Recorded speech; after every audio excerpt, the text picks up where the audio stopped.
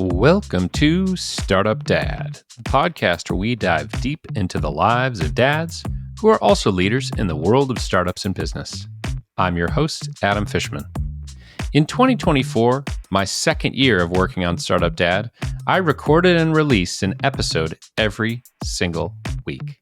Each episode was unique and helped me continue to develop a broad perspective on parenting and fatherhood. I heard from a lot of listeners this year who were touched, helped, and educated by the topics my guests and I discussed. Today, I'm releasing the best of 2024.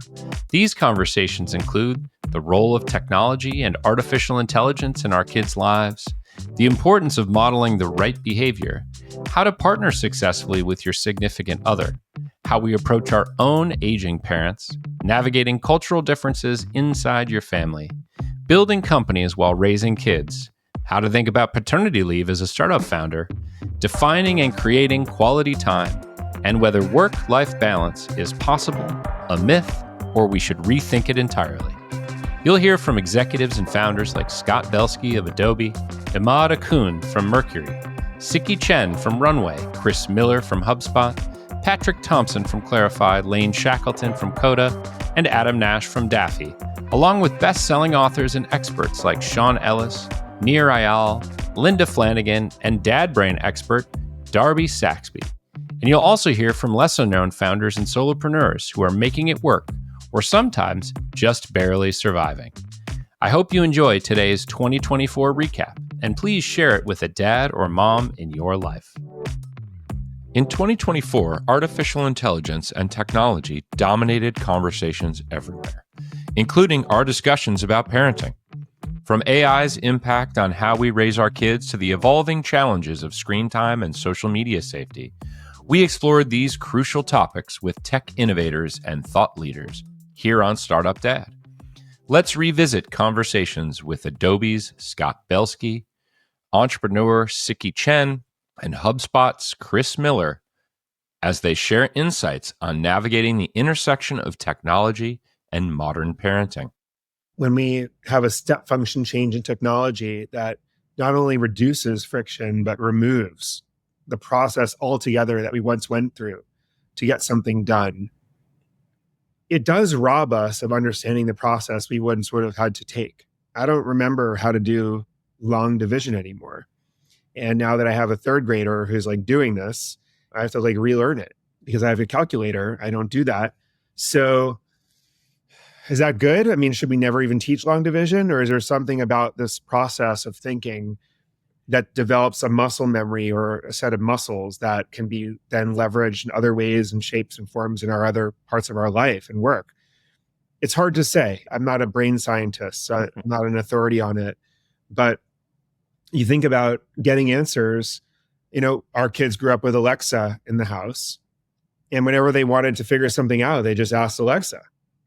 Now, that's smart, but it's also they're not doing a process that they could have done that was more cumbersome, that might have exposed them to more, sources of developing logic and that sort of thing.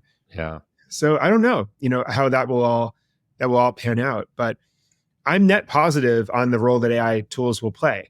I think that AI is going to liberate us to do higher order things that only humans can do. Instead of the minutia, mundane, repetitive work, why shouldn't we tap our humanity to tell extraordinary stories and just pursue more possibilities that time never allowed?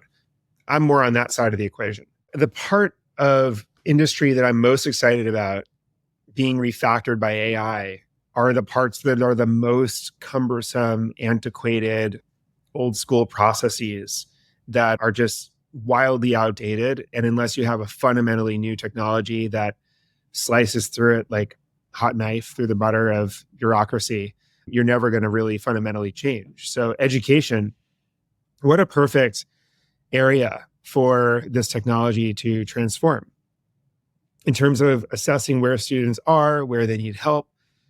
Every single student in the world, regardless of income, background, whatever, will have a AI tutor that can really meet them where they are and help them understand whatever it is according to their learning style. And I just think that's such an amazing unlock. I just can't even comprehend the the magnitude of impact that can have on education. I also think AI is going to be used in a lot of fun ways. So for example, you used to read a book about a character and then write a history report about Harriet Tubman or whoever you were reading about. Why not also have a AI that is trained on that person's history and experience and life experience that you can actually interview? Students love doing interviews and writing a report. What an amazing idea. This is all now possible, right? It's actually in market already. I just think teachers have not yet figured out how to embrace it. And worse, a lot of them are just purely, outlawing it out of fear. And I do think we have to get over that. If AI is going to offset a lot of the things that we once had to achieve skills to do, to compute, what does that mean for, the human competitive advantage that sustains our careers and jobs? And maybe it's taste, maybe it's our ability to know really what's interesting, what's special, what sort of cuts into the zeitgeist or challenges minds in a unique way that will, advance a brand or a model or whatever the case might be. So taste, I think, will be a big part of this. As AI and tech continues to proliferate, and if it does sort of mean that we have more time, my hope is it brings more humanity out of us. And I think for dads, humanity and fatherhood are kissing cousins, I think, The way that artificial intelligence currently work and the way that kind of machine learning has put everything up to this kind of where we are today is that you don't really have full control. Much like you don't have full control over your garden, you tend to your garden and you hope for the best. There's so many external variables when you're gardening that you can't really control. And I feel that it's a little bit the same now in the land of artificial intelligence, where you do a lot of things, but it might not necessarily turn out the way that you want. And that is exactly what parenthood is about as well, by the way. So it's all kind of tying in beautifully to each other. I want them to think about technology the same way I think about them, but whether they end up thinking about it the same way as you do or the complete opposite, who knows? But the way I think about technology and the way I encourage our kids to think about technology is these are tools that give you leverage. You can draw a line between ChatGPT and a stick. Like, we, as humans, we build tools, and tools help us do more things at greater scale, greater impact. And that's the way you should think about technology. And the way we've used it, I think obviously AI is a big thing. And so it was really important to me that I introduced them to ChatGPT really early. They have the ChatGPT app on their iPads. I encouraged them to use it for everything. I gave them Perplexity as well, search for everything, just ask it questions. Yeah, these are tools to be used, to be mastered. Do you talk to your kids at all about the potential pitfalls of over-reliance on AI, at least in today's version? Things like hallucinations or incorrect information or anything like that. Have you had a conversation, maybe not with your 4-year-old, but maybe with your 9-year-old, around like, how do you make sure that you're getting the right stuff out of this? I think actually that's less important. I don't spend a whole lot of time talking to him about that. I mean, we did have a conversation. Hey, not everything is going to be correct. Right. But that's okay. It'll be more correct with GPT-5. That's just a very temporary thing. But it's the same conversation that you would have. You don't believe everything you read on the internet or in the news for that matter, right? It's you use your own judgment, but this is a really useful tool that gives you a perspective, just like a newspaper or the internet. And not all of that is true either. Yeah. So you have to be judicious in your judgment about it, but it's highly convenient. What's the sort of most interesting thing that one of your kids has done with ChatGPT? Okay. So over Christmas, we were with a family friend and they wanted to make a game. And they were inventing what kind of game they want to make. And we were in Japan at the time with this family and we've seen Gundam. And so Alessandra and this child, they wanted to figure out, okay, what kind of game do we want to make? They asked ChatGPT for ideas for games. They knew the theme of the game. And the theme of the game is a cross between Transformers and Gundam. And they used ChatGPT to create a bunch of art that is a cross between Transformers and Gundam. And I would never have thought to cross the two, but there is some amazingly cool robot illustrations come out of it. They were talking through the rules, writing down what the rules are. And then they were trying to figure out, okay, how do we code this? And then they asked ChatGPT to teach them how to use Unity. Wow. So it's 9-year-old and 10-year-old, I think. They downloaded Unity. I helped them download Unity. They downloaded it. They were talking to ChatGPT. Okay, now what do we do? And they're working on this game. Huh. I guess I'll start by naming the thing that I'm going to do my best to avoid, which is letting my own nostalgia, potentially irrational fears of a changing society create an environment which puts my kids at risk of being left behind from a technology standpoint, right? And it isn't to say that there aren't real risks or there isn't a real necessity for parents to be deeply involved in like monitoring how their kids are using technology. But I think barring them because of maybe a misplaced fear is not necessarily doing your kid a favor. I think part of why I was able to break into tech with no formal education in tech is because I spent a ton of time using products. Like I got to like really be curious and get hands on and like try to understand how things work. And I was really obsessed with like smartphones when they first sort of hit the scene. And that was really good for me professionally. That was good for me to develop my problem solving muscles in my brain. And that technology was extremely foreign to my parents and to sort of the adults in my life. And I think they probably could have looked at that and said, whoa, this is really bad. Like, you know, this kid glued to his phone all day. But they took a step back and it kind of allowed me. And again, I was much older at that time, but it's just to say that like you can't let the sensibilities of a previous time dictate what makes sense for a time we haven't experienced yet. So that's like one guardrail. And, you know, unlike, let's call it like Web3, which I was deeply skeptical about like where, you know, blockchain and crypto were going to sort of do in terms of changing the average person's daily life, because it felt like an interesting technology in search of an equally as interesting problem. I don't put AI in that category at all. Like I actually think that AI is going to shape the way we live on a daily basis, but probably in ways that we can't anticipate yet, right? Like it's still very like skeuomorphic in nature, where it's like, oh, you know, we understood and understand chatbots. We've understood those for a long time, but for the most part, they've been powered by like rules-based logic. And so obviously the thing we want to do is like just remake chatbots, but being powered by generative AI instead. And like, while that's potentially cool, it's still really predictable, right? Like it's still very much based on paradigms that we already sort of know and understand. And I think the most impactful use cases are probably yet to be uncovered. And so I want to create space for Wes to sort of become familiar with the technology and use it and not necessarily bar it.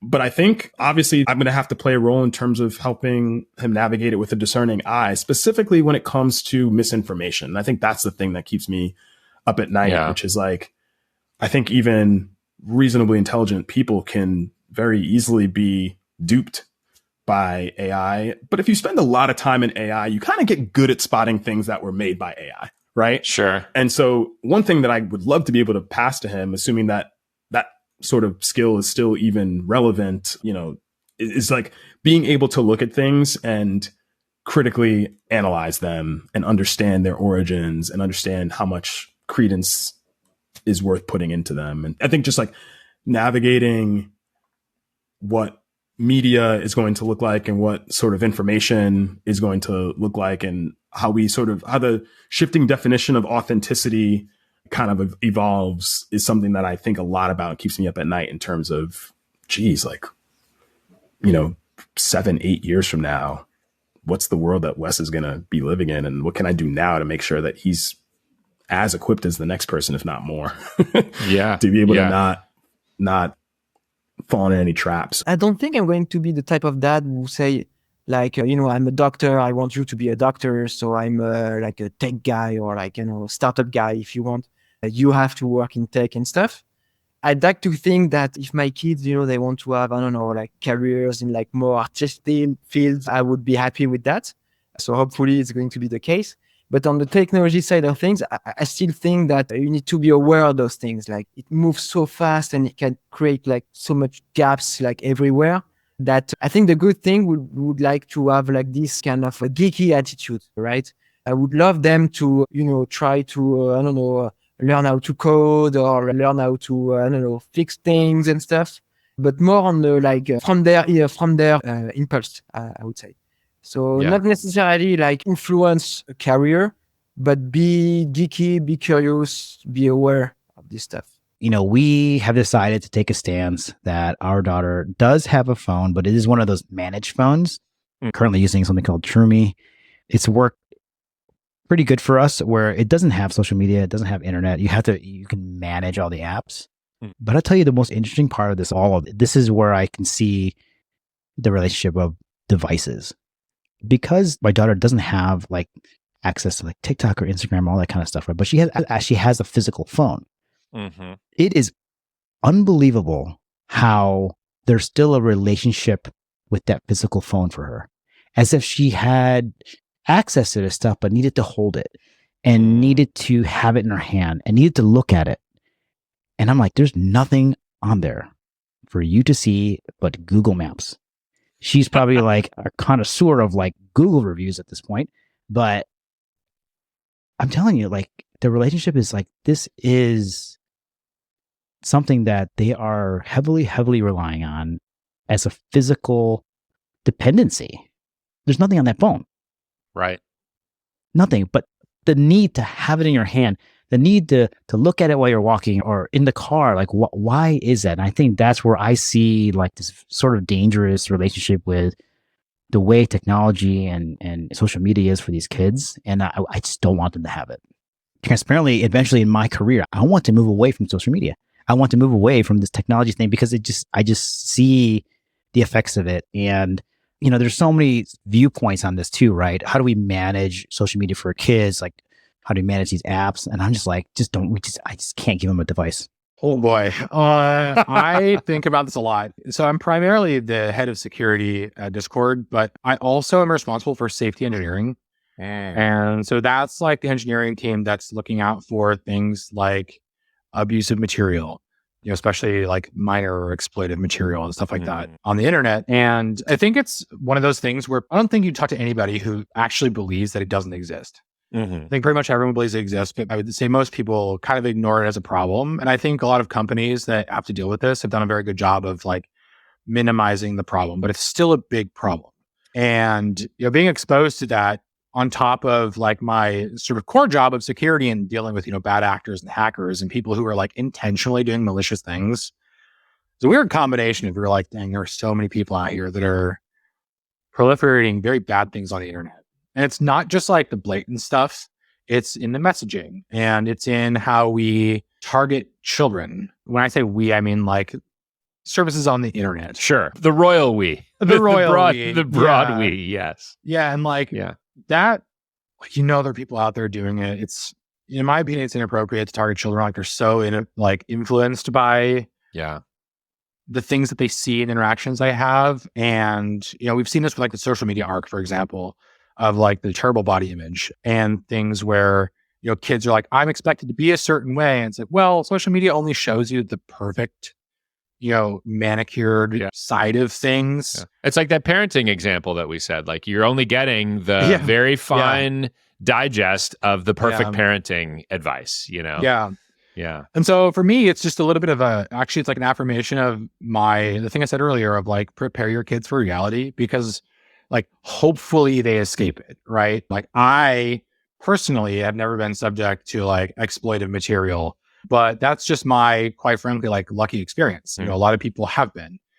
And I would much rather prefer that my, kids are prepared for it in, in a safe way and like not a scarring and like, ruin their mentality, about the internet, about people kind of way than the inverse of like, just pretend like it doesn't exist. Yeah. And then hopefully they figure out how to deal with it someday when they're faced with some of these circumstances. So it's tough. It's a bit of a reminder on like a regular basis of like how bad could actually be. I've talked to a lot of parents who work in technology, obviously the name of the podcast, Startup Dad, and most of the companies are tech companies, who are like, we don't do any screens in the house. It's sort of the opposite of how like their professional lives, which is like, I'm all in front of a screen. I'm constantly, do you have any particular approach to that or way of thinking about that? I pretty firmly believe that like moderation is key. The reality is that like screens and technology are not only just like an integrated part of everybody's lives these days, but like they will continue to be that way. And we're moving more things into the, quote unquote technology space. Yeah. Like my kids are in school, and here's a great example. My oldest is going into kindergarten this year. And it's just like a standard kindergarten public school. Happens to actually even have the same like mascot as the elementary school I went to. So like super fun kind of connection point with my daughter. And so like you go walk around the school, and it's like the exact same building that everybody's gone to school in, built in like the 60s or 70s. It's like half brick and half not. And, classrooms with stuff stuck to the walls everywhere. You're like, yes, this is elementary school. And then they're like, here's the iPad to check them in and out. And here's an RFID card to scan to get on the bus. And there's an app where we're going to send you all of your communications, and you can like vote on things in the app, and you can talk to the teachers and whatnot. And like none of that existed when I was a kid. Yeah. And like, is it necessary for education? I would argue, yes. Like technology makes people more efficient and more effective. And, having like a quick line to the teacher, I think is also great, especially just today's world is different. And so that has been kind of an interesting experience, being like technology is getting more and more integrated everywhere. It's not just like me and my job, because I work, a tech startup. So bringing us all the way back around to the iPads and like screens and whatnot, some amount is okay. They do turn into kind of like, have you seen Inside Out 2? Yes. I sure So have. like that character anxiety, like the super high energy, like buzzing all the time, like you give them too much screen and they just turn into that. And, they're touchy and scream at everything, and like really mad when you take it away. And so we kind of have to be careful about how much you give it to them.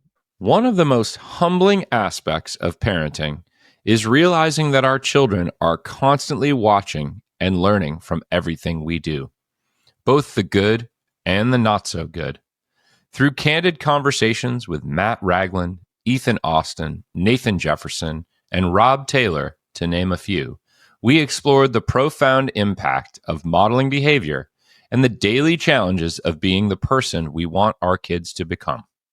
One of the ways that I have really tried to emphasize this over the last 18 months, really since our third child was born, and this isn't for everyone, so I just want to say that at the beginning, is that I stopped working from home once I was ready to go back to work. So summer last year, I stopped working from home. Like very rarely will I work from home during the day. Like there has to be something like abnormal going on. Mm-hmm.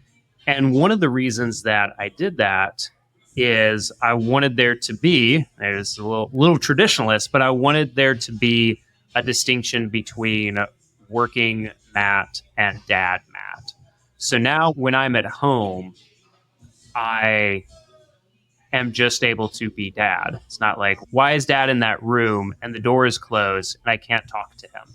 Again, like I know that was the best option for us for a while. That is like a great option for many people. So I'm not diminishing that or saying that is something that's not worth doing. But for me and my family, it became pretty clear that it was a much better option for me to just be gone for 6, 7, occasionally 8 hours of the day, so I could, when I was home in the morning and when I was home at night and during the weekend, that I was just dad. Like I'm not locked in. I'm not locked in a room. You can always come talk to me. We can play, we might be doing chores, of course. But when I'm home, I'm dad. And a couple other ways that I try and demonstrate those habits. This might be another one where people might say that I'm cheating. But one of the things that I do is like, I will still often like wake up early to do a little writing or maybe a little extra work. So I'll be up on my computer. I also like to read in the morning. And so when I hear the pitter patter of little feet upstairs, now I kind of know when they'll wake up as well. But when the boys come downstairs, I want them to see me reading, even if I've only been reading for a couple of minutes. I read a lot. I wouldn't say I'm a book collector in the sense is like, I read 50 books this year. That's great. But I did read 20, I think it's going to be 26 or 27 books. So I usually go through like 2 a month. And so they see me reading, they see me like writing and journaling, and I want to demonstrate those habits for them, that it's not, of course I try and be off my phone as much as possible around them, because again, like I don't want them on the screen a ton. And so it would be pretty, what's the word? Not ironic. Hypocritical. Yeah, let's use that one. That's the one. So I don't want them to be on the screen a lot. So it would be pretty hypocritical of me to just be, dialed into my phone while they're like, all right, hold on, kids. Yeah. I'm trying to tweet something. This one's going hot. I got to make sure I reply to Stu. Shout out to Stu. Someone is wrong on the internet. Someone is wrong in the internet, and they must be taught by me right now. That's not right. you. I can't spend time with you. Someone's wrong on the internet. Adventure days are marketing. I guess one way to, I'll back it up. One way to model adventure. I think my oldest daughter was 4 years old, and she lived in LA twice. She was born in LA. Both of our first kids were born in LA, and she lived in Denver twice by the time she was 4 years old. So like the idea of like being able to kind of like just go. We have an internal mantra: life goes on, right? And like nothing's ever as good as it seems in the moment. It's not as bad as it seems in the moment. And life's going to go on. And like something happens, the kids say life goes on. Like they kind of get it. Like we had last Mother's Day, we went out to some crappy restaurant because I hadn't planned well enough for Mother's Day, mea culpa. And we went to some crappy restaurant. Shocker, right? Never heard a dad say that to me. I have 3 reservations. This year I have 3 reservations. And I was literally like, I was texting with a friend, a dad on the school this morning. I was like, hey, I need my backpack back. And he's like, I got to figure out Mother's Day. And I'm like, dude, I got 3 reservations. I'll give you one. He's like, I'm selling it on like the black market. Yeah, we have a marketplace now, and that marketplace is Ethan's Mother's Day reservations. Yeah, totally. Yeah. But anyway, so like my kid, he was just barely 2 at the time. It was last Mother's Day, and we'd eaten this meal. It wasn't great. And he'd eaten we got like some pie at the end. And at the end, my mother-in-law's holding him. We all had gone out together, and she's holding him in his arms. And he just projectile vomits. Like I'd never seen him do that before. And it got on her, it got on the car. It was just kind of like everywhere. And it was just gross. And we're all just like this. And he just looks up at us and he says, life goes on. I was like, all right, that's a win. And so when I say like adventure, it's just like rolling with the punches and just being able to go with the flow. And sometimes that's hard for kids, of course, right? Like kids, everything is so much bigger for kids. So it's not to diminish any of their feelings in the moment because kids are going to have big feelings all the time. Yeah. But it's just to say like, everything is going to be okay. Let's take a long view on things and let's just go with it. Adventure days were marketing. I'd pick my daughter up and, kid up and my son up from school. He didn't go to school till he was 3. And I'd pick her up from school on Fridays and we'd do the same stuff we were going to do anyway. Like we're going to go to the park. We're going to go to the museum. We're going to go sometimes to just Whole Foods, right? But you market it as Adventure Day. And so it just feels different, right? It feels like, this thing. And you look forward to it. And every Friday is Adventure Day. And it's a little bit of a hack. I think I learned it early on from dating. When dating my wife and we'd go out to a restaurant and you do it on the fly and you spend the exact same amount of money as if you had planned it. Sometimes you're like, we had this great meal. This was a great restaurant. And like, I spent a lot of money and you don't get credit for the date because you just did it spontaneously. So like if you plan ahead, it just feels different. So it would become Adventure Day and we'd go out and do adventures. And sometimes they were, pretty normal, basic adventures, but it just became a day that was special. I took myself for a walk, basically. And I was like, hey, what would I have done? Or what change would I have liked to see in the world? And so I was starting to think about all sorts of things I did. I was starting to think about, am I still too old to be a professional footballer? Clearly, yes. And my ability would crapple well. And I went down the rabbit hole. I was like, what if I could build this? And what if I could build this? And in all honesty, I've tried so many little startup ideas over the years, probably similar to a lot of kind of entrepreneurial people, I guess. I look at my kind of crazy domains account or Hostinger as it is now, and I see all these previous purchases for domain names and look back in horror at some of the ideas that I've tested. And in all honesty, every idea I've launched, I've always given up when it got tough. And so when I took myself for a walk last year, I started trying to think about that. I was like, why is that the case? Why is it that when I encounter roadblocks with ideas or concepts, I really want to build a big business, so why can't I just stick it out when it gets tough? And the answer I came to actually was because I just don't care about it enough. I just didn't care about the ideas. I just didn't care about the origin behind them, the story. And so I essentially thought, what change do I want to see? What would I do if everything paid the same? I went back to that old question, you know? I don't know what it's like in the States, but I often find that dads or new dads are often painted out to be this buffoon, this like, oh, this clumsy thing. Oh, dads are in the way again. Move out, let the moms do their job.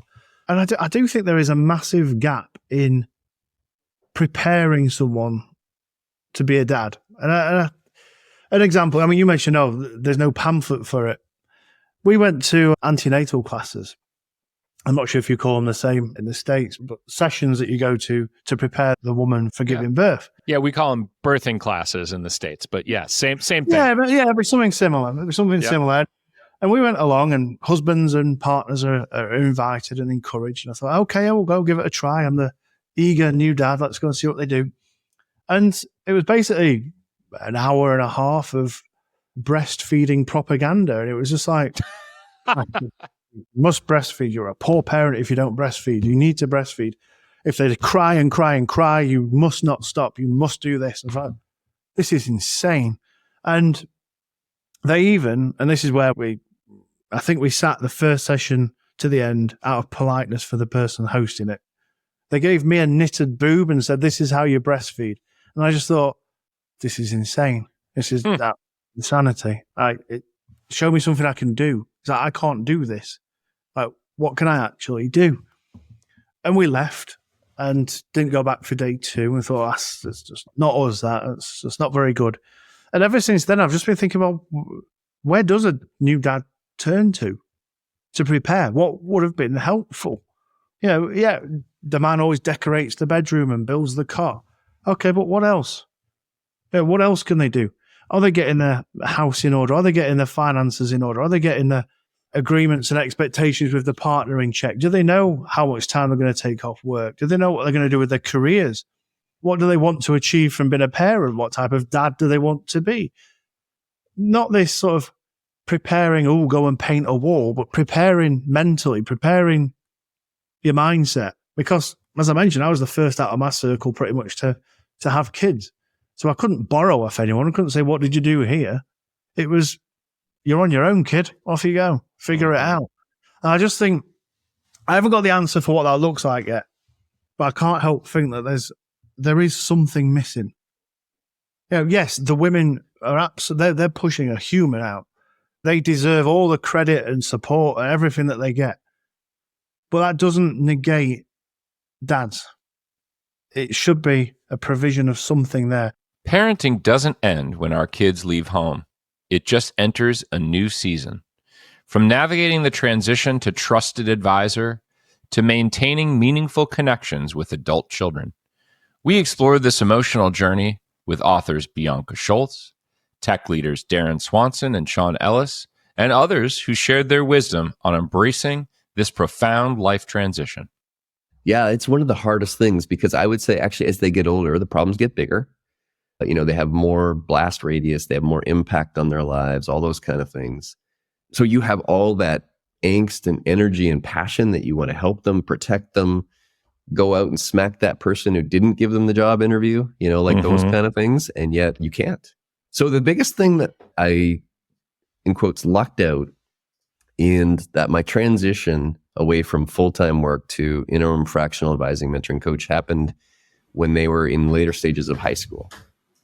And so my advice or guidance I'd give people is, however you do it, set up your communication. Like, how do you talk to your kids around things that are meaningful to them and setting it up for when they don't have to listen to you? So our success metric for that has been now for terrible things and great things, they reach out to us pretty much first. And that just makes me happy. Like, obviously I don't want to hear about terrible things, but if they call us they don't call, if they text us, like, it's like, oh, this sucks, but I'm so glad that we have these communication things. The hardest time to be able to do that is in their early teens into mid-teens. Mm-hmm. And during those years, I just never took anything for granted with them. I think a lot of parents get really busy with their lives and like they compartmentalize and like, okay, from this time to this time, I'm all about my kids, but maybe your kids aren't all about you at those times. And so I had this kind of like, when it was possible, drop everything if they wanted to talk to me. And my older daughter in particular, she would decide the time she wanted to talk to me was like starting at 10 o'clock at night. And she's, 14, 15, 16. And I just assumed every one of those conversations was the last conversation we were going to have before Dad was like not the guy she wanted to talk to anymore. And so I never wanted to be the one to say like, let's wrap this up. I'm tired. I got an early morning meeting. I want to chill out and watch the TV. So it just talk, and she would like talk for 1 hour, 2 hours, 3 hours. And I'd be like, I'm getting really tired. She'd be like, please, Dad, just a few more minutes. And I'm like, all right. And just again, with that mentality that like, this could be the last time she ever wants to talk to me. And not just could be, but probably is. Like, it's just the reality of the situation. When you look at it from now, looking back, it's nearly 20 years and it's quite a long time looking at it from a calendar point of view. But if you think at the different phases and ages and things like that, you've got starting nursery, you've got starting primary school, starting high school, getting into college, getting the exam results, getting, seeing the journey all the way through and her getting what she wanted to do and doing that. I probably fall too much to being prescriptive, like do this. And mostly it's like Trish and I looking back, our early days, like, we're just coming up to the Christmas break, the holiday break from Christmas to New Year's. Perfect example. Like early married years, we would go back to family and we just played video games for 2 weeks straight. Nothing else. That is all we did. We ate their food. This is Trish's family. We ate their food. We played video games and slept. Yep. That was it. And I look back on that, what a waste of time. Like, oh mama, like, just pick 10% and do something like, and so trying to weave that into but then at the same time, it's like, well, but that's the only time in their life they can do that. Right. And so it's kind of trying to walk and balance that. So it's a bit of a healthy balance. And I think too, just, telling stories like, hey, here's what we did and here's how that, and I think that's back to showing who you are. Like financial is a perfect area of opportunity and landmines, right? Like, hey, have you started, your 401k, or hey, have you started saving, or have you done this, or you have done that? And it can sound just like a laundry list of, mom and dad are in my face again, as opposed to, well, here's the things we did. And this set us up to a lot of pain or a lot of, potential. Yeah. Yeah. And mostly that's resonated for them. And, I think, we've, thankfully for the last, 10 years, like money as a thing hasn't been something like, it's not a hand to mouth existence for us. Yet teaching our kids the value of $1, that's been relatively tricky business. Yeah. Yeah. The hardest part is when you fundamentally see them doing something that's like, I don't know about that.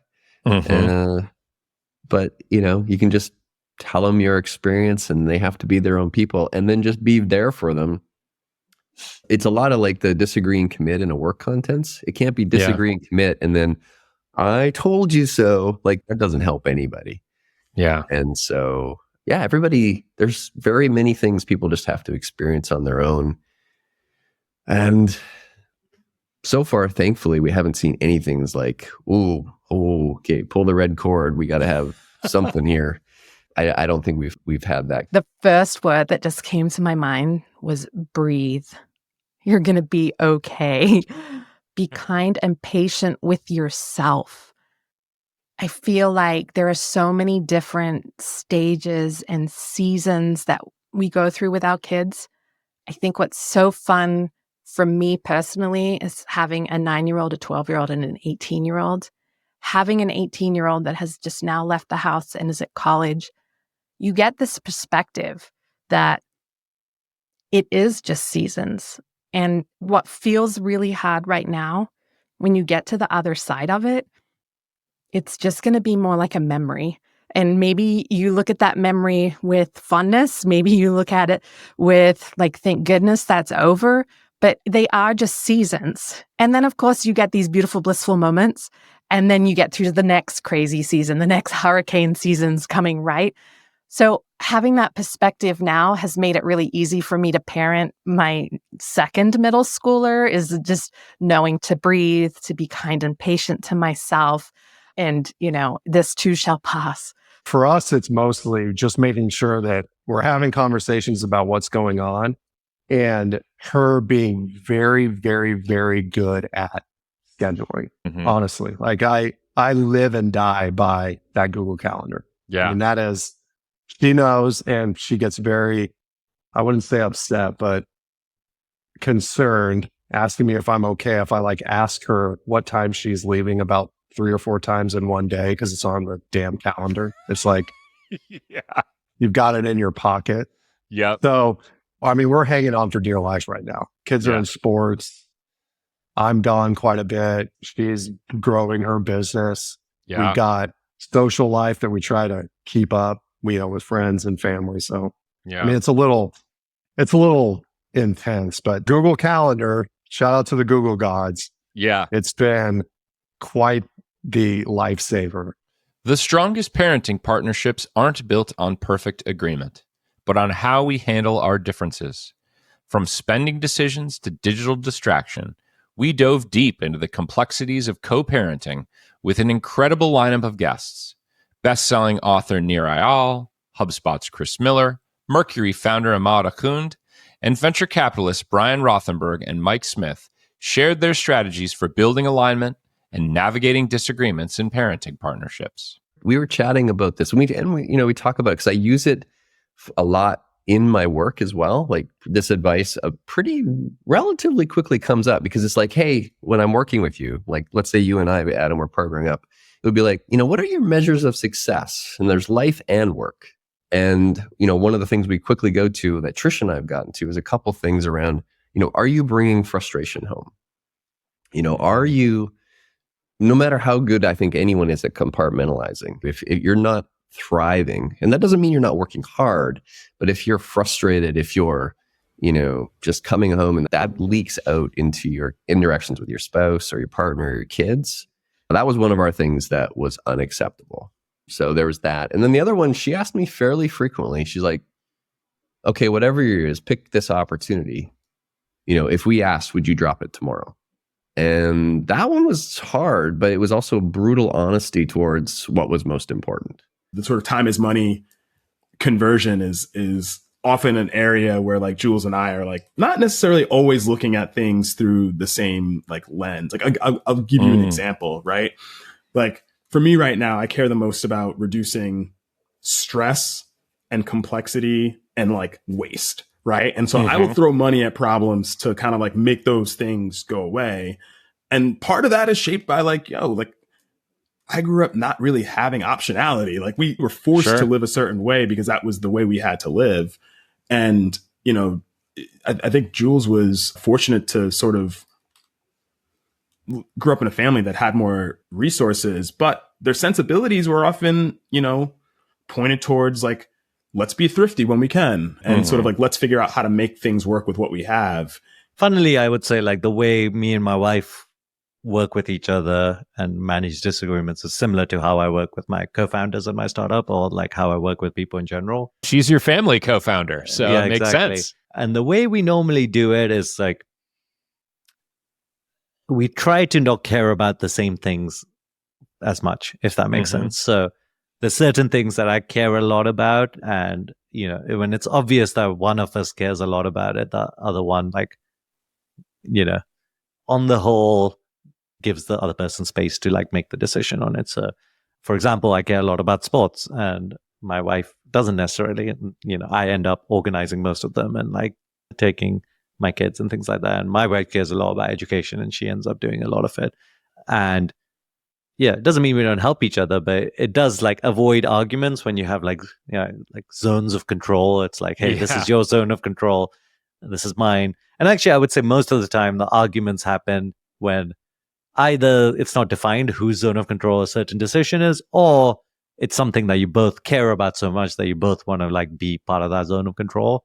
If it's the former and it's just not defined, then like I think you just have to spend some time like going, okay, actually you care a lot more about this than I do, like you do it. If it is something that you both care about and you really want to like come to it, and I mean that's healthy too, right? Like it's good to know like, hey, we really both care about this and let's hash it out and figure out like what's the right answer. And then I would say like relying on like having like a very respectful kind of logic argument rather than like a emotional kind of like argument where you're like, being mean about each other or something like that. I think is like the key. But most of the time, like if you do this well, like it's relatively rare for something to come up as like in both of our zones of control and care, right? Like it's just like relatively rare that I'm like, I definitely 100% care about this and I disagree with you. That's like actually like kind of unusual. How do we manage it? I would call it controlled chaos. Like it's just, it almost always feels chaotic and on the brink, but I would say our parenting style has evolved over time, just out of learning and trial and failing. But really, with one kid, it felt like, okay, it's either 2-on-1, we can double team this little creature, or 1-on-1 and the other parent has some time off by themselves. And that felt, a different 0-1. Oh my gosh, we have a kid. It was manageable from that perspective.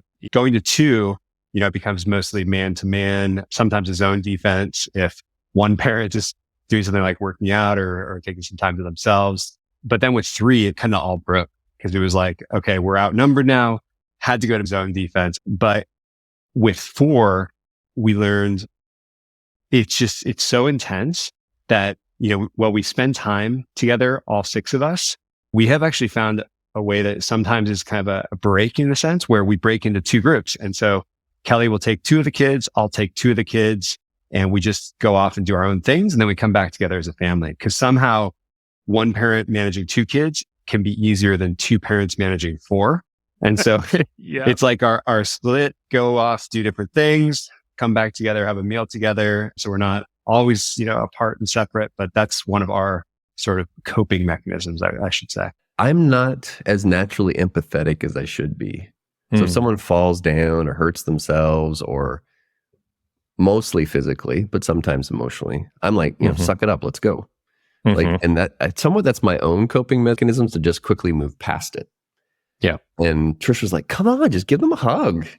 And so it wasn't like sort of a foundational thing we differed on, but she was making me better on recognizing like the suck it up mechanism shouldn't always be the default. Yeah. The tough love parenting strategy isn't always the best one. Kind of like anything can be pushed through in a quick moment just by effort.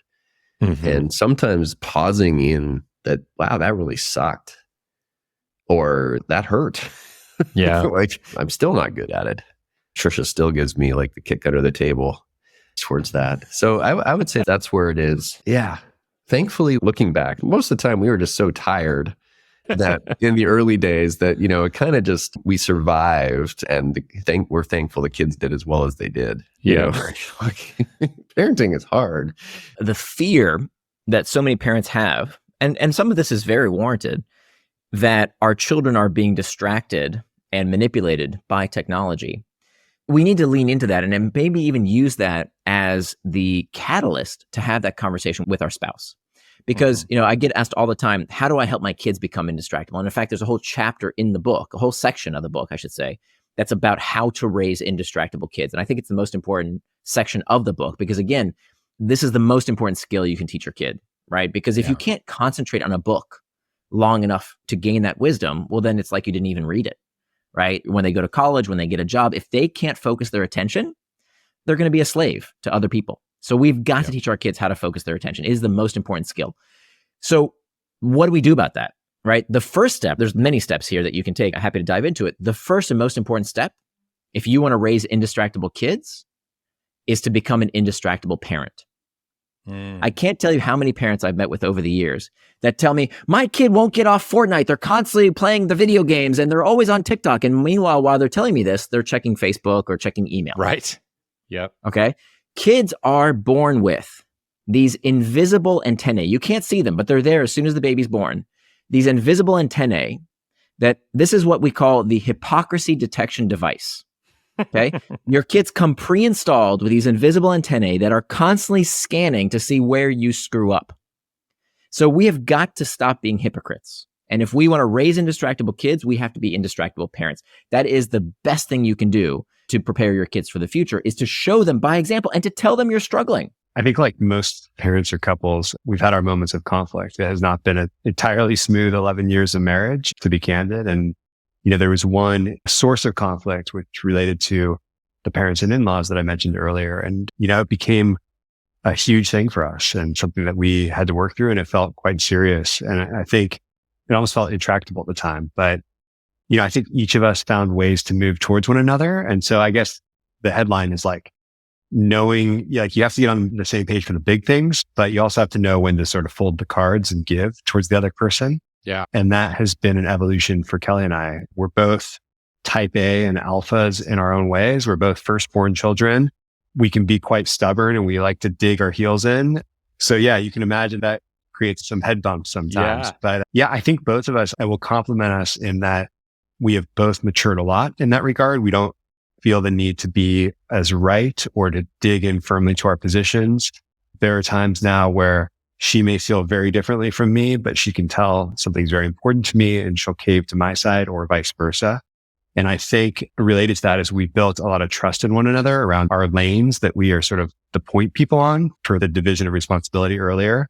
And sometimes even if my instinct is not the same as hers, I know she's usually right in certain areas and I just kind of concede to her. So I don't know. It's been a lot of like maturation probably on both of our parts and knowing when to cede to the other person. You have to parent to where your kid is. Like, you have to really understand where they are in their development, where they are in executive function development, where they are in life, where they are in happiness. And so taking these macro things into account, I think are really important in parenting.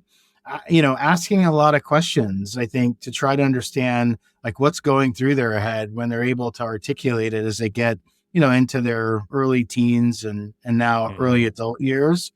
Building trust, I would say, with them. I think there are parents, and this is not meant to be judgmental, but like there are parents that want to be their kid's best friend. And then there's parents that want, their kid to be kind of scared of them because it allows them to discipline in the way that they want to discipline. And I think Kelly and I have tried to develop a philosophy of like building trust and listening, and where you can come to us for almost any topic, if not all topics, but that there is still a line of respect. And we're, we are your parent, not your friend. And over time, I think we've gotten more friendly, but I think we tried to draw this line of respect, but also while building trust so that we could parent. I think it's really hard to parent if you don't know like a lot of what's going on in their life. And I think we also had a lot of good fortune that, we had a house that her friends and she liked to kind of come back to. And so you could see like how she interacted with her friends. You could build trust with her friends to sort of allow like, are you hanging around the right people? And I think that was sort of a lucky good fortune gift that we had of having sort of our house be a place that people, her friends felt comfortable kind of hanging out at. My dad was a hardcore disciplinarian. And while we would act up, as a lot of kids do, we would sort of be grounded or be in trouble. And we were kind of scared of my dad for sure. I mean, one story that leads to sort of how we aligned, my dad, there were 3 boys and my sister wasn't born yet. We were coming back from, I think, a baseball game or something. And my dad, we were acting up in the car. My dad literally pulled off the freeway and left us at a rest stop, like told us to get out of the car. And that's the tough love approach. Yeah, exactly. Now he drove around the corner. He could see us, It wasn't like he really left us. But my parenting techniques and discipline tend to be a little bit tough love like my dad, which is like, if she wants to leave the house, let her leave the house if she's all mad. Or if she, get out of the car kind of thing. And I think Kelly and I have learned that parenting for our kid, the way my dad did, would not likely be as successful as it was, I think, for us. And it wasn't our style either. And so we had to figure out, like, where are we on the discipline spectrum, hardcore or like laissez-faire? And we aligned on that we're, somewhere in the middle. It sounds kind of cheesy to say we're right down the fairway there, but we are, I think, in a lot of ways. And as a result of that, we approached any discipline kind of knowing that that was the foundation that we were at, somewhere in between kind of tough love and nurture and teaching. And we always just thought, like, when we're disciplining, what is the end goal? What are we trying to get out of it? We were trying to think ahead. And we also wanted to, as best as possible, show the united front so that there wasn't sort of this good cop, bad cop, or she could play us off each other because dad was easy and mom was hard, or vice versa. And so we felt like aligning on these principles and then making sure that times where we had to have a tough conversation or a discipline conversation, that we were on the same page, at least in the theory of what we wanted out of that discipline.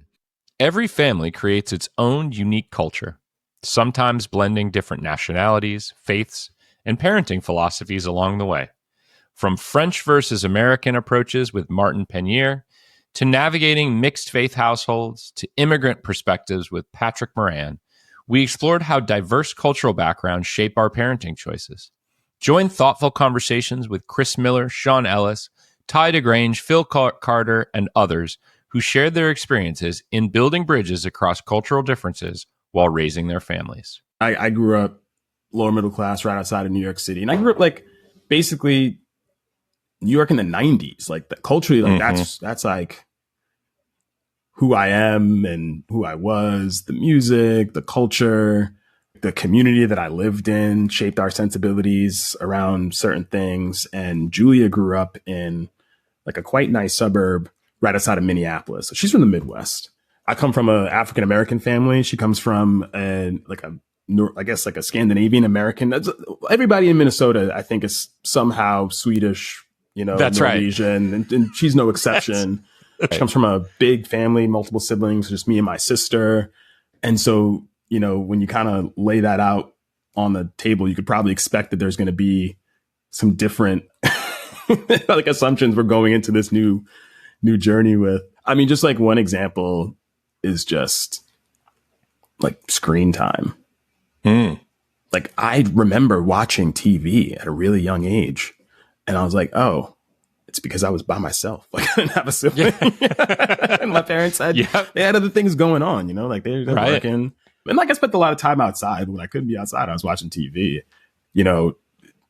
She was like, we're not going to put him in front of TV until, whatever age. I was like, is that really, like there's studies and stuff. But also at the end of the day, I think when you are number 3 out of 4, you already have built-in entertainment in older siblings that probably kind of shapes how you think about the necessity of certain things. And that's just like one of probably a lot of different, ways that our backgrounds have kind of shaped how we think about, what like normal parenting or like a normal childhood and upbringing looks like. But, they're often like really funny conversations when we kind of run into those things in real time. I'm like, wait a second, that's not normal. And she's like, yeah, of course it is. I'm sure there's a lot of shit that I do that's super weird that she would totally judge me for. We had kind of an interesting sort of dynamic between my wife being European and me, where, Europeans are kind of almost like the tiger moms of Asia that you hear about, where they're just like, if you're not studying 24 hours a day, you're doing something wrong as a kid, just kind of like, and it's stretching them in way too much stuff. And for me, from like a school perspective, I was not a great student until I got to college. So like, I didn't feel like you need to push them that hard in the early days so that they can still figure things out. So my main thing I was optimizing for was I wanted them to love learning and I wanted them to be confident. And so I think sometimes when you write them too hard, you can kind of like shatter their confidence and make them not love learning. And then it becomes pretty hard to be successful as a student. So both of my kids ended up doing really well in school. And I just think they did it for themselves. They never felt pressure from me and maybe a little bit from my wife, but she was pretty good too. Like I think we balanced each other out pretty well there. If I'm going to start with the competing parenting styles, I love that question. And we think about these like competing cultures like quite a lot.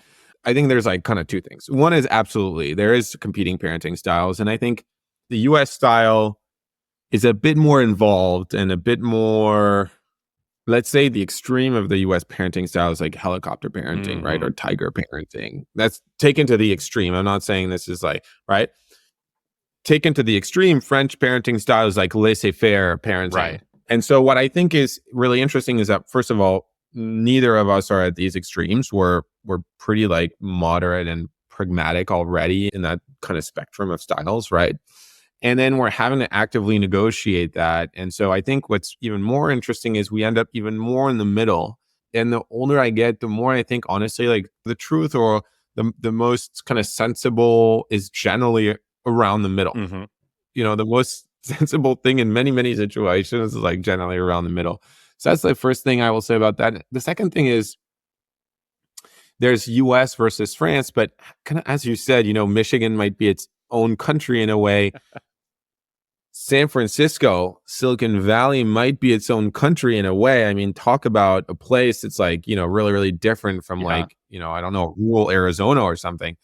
And so I think like a good way to think about cultural differences is also like rural versus big city, you know, type A versus, you know, career driven versus not career driven. And actually on those dimensions, you know, having met in San Francisco, having met at the same company and both being, you know, ambitious, being ambitious about the quality of our professional lives, I think that gives us a lot more in common than there is separate.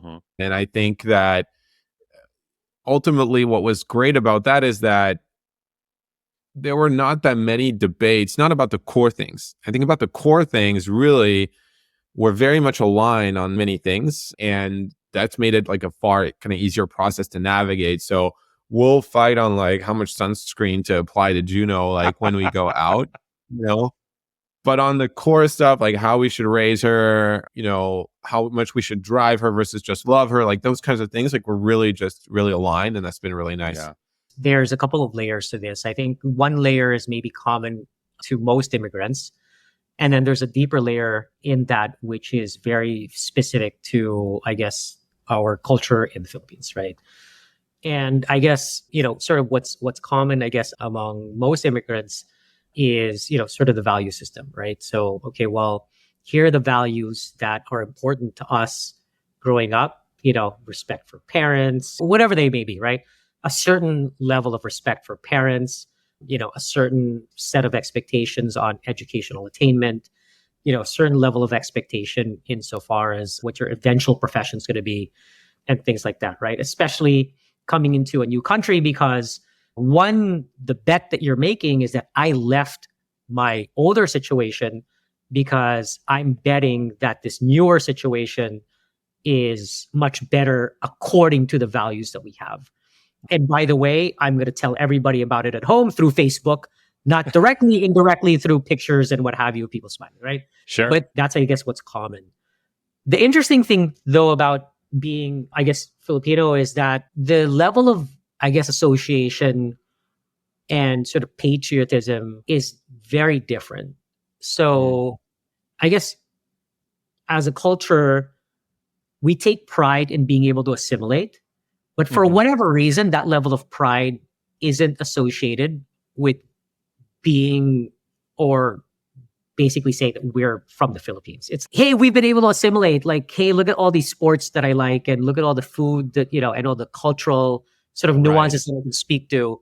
And look how American I am now. Exactly. And I'll take pride in that, right? We read Bringing Up Bebe. I think we read it like right after we found out, you know, she was pregnant. And I think like the interesting thing about that is after kind of getting through a lot of that and reading it, we realized that a lot of the things that our parents did, obviously they didn't read the book, but they were similar to that, right, wrong, or indifferent. And so I think that kind of helped us go, oh, that makes sense. Yeah. And it's definitely not for everyone. I'm sure it's quite a difference of opinion, but we've really kind of resonated to kind of that. And I think it's a lot of it is like, we're at a general sense, we're kind of living our lives. And yes, you know, our kids are instrumental and center of it. And if you're kind of following us throughout the day and the week, you know, everything kind of revolves around the kids. But that book kind of preaches a philosophy of like, the kids are kind of along for the ride with you, not the other way around. And I think that helps sometimes in the chaos, even though you're obviously, hey, when the kid's crying, you're feeding it. When it's, time to change, you're changing it. But I think there's a good philosophy, and hopefully as they get older, I think we've been able to grab elements of it of like, they're eating what you're eating. There's boundaries and expectations and limits to what they're allowed to do.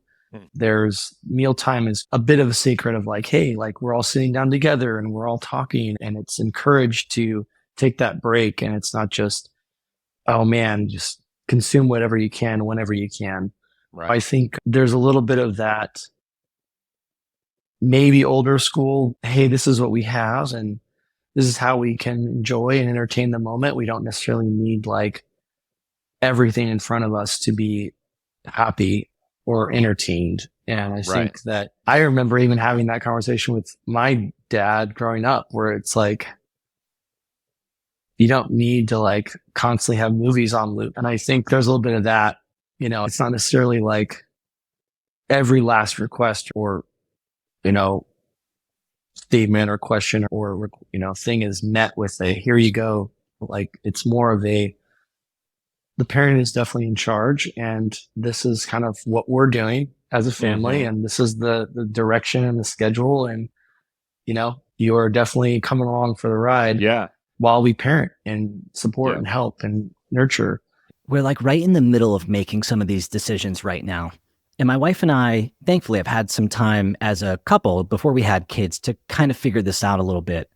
And where we landed, so some stuff is harder, obviously, especially coming from a Jewish family. Being Jewish is still a minority. My parents especially are like, hey, are they going to go to temple? Are they going to have a bar mitzvah? They're asking us these things. And where both my wife and I land is that we are culturally interested in a lot of the religious traditions, meaning celebrating Passover and doing the Seder is a blast. Lighting the candles at Hanukkah is really fun, is something that we want to continue doing. For my wife, going Easter egg picking at Easter is something that's really fun. Having a big dinner at Christmas. Those are the things that are important to us. And so what we've done is blended. And in some ways it's easier coming from two, my wife is Catholic and I'm Jewish. And so it's easier in some ways because our families don't fight over whose Christmas it is. It's like, well, my family's going to get Chinese food. So like it's your family every year for Christmas, and Hanukkah's, Hanukkah sometimes overlaps with Christmas, but for the most part, we find ways to make it work. And so we say we celebrate the holidays. We celebrate multiple holidays. We tell our son that we celebrate multiple holidays, and we try to keep the cultural traditions. We have not figured out exactly what we're going to do, if our son's going to have a bar mitzvah or anything like that, but I think we're going to give him probably the choice as he gets older, as he learns more about the cultures. If that's something he would like to do, we will encourage him and support him. And if it's not something, we're not going to force him.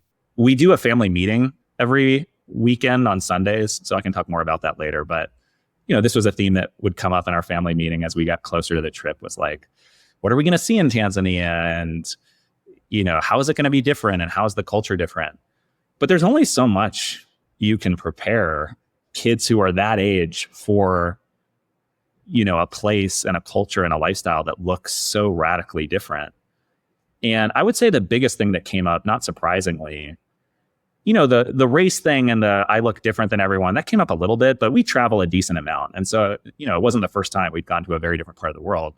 I think the bigger part was, and I think this is a good thing, it was like just seeing how radically different the lives of these people were, like how they live with so much less than we have in the US. And then, Boulder is not New York or San Francisco, but like it's a wealthy place. And so I think it was good to just sort of show our children, one, how privileged they are and how lucky they are.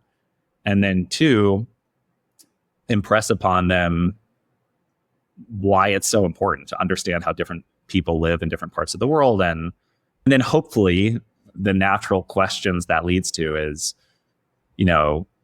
should we be doing anything to help? And if so, what does that look like? And how can we be most helpful? In a lot of ways, that's what led Ashley to start Daring Girls in the first place.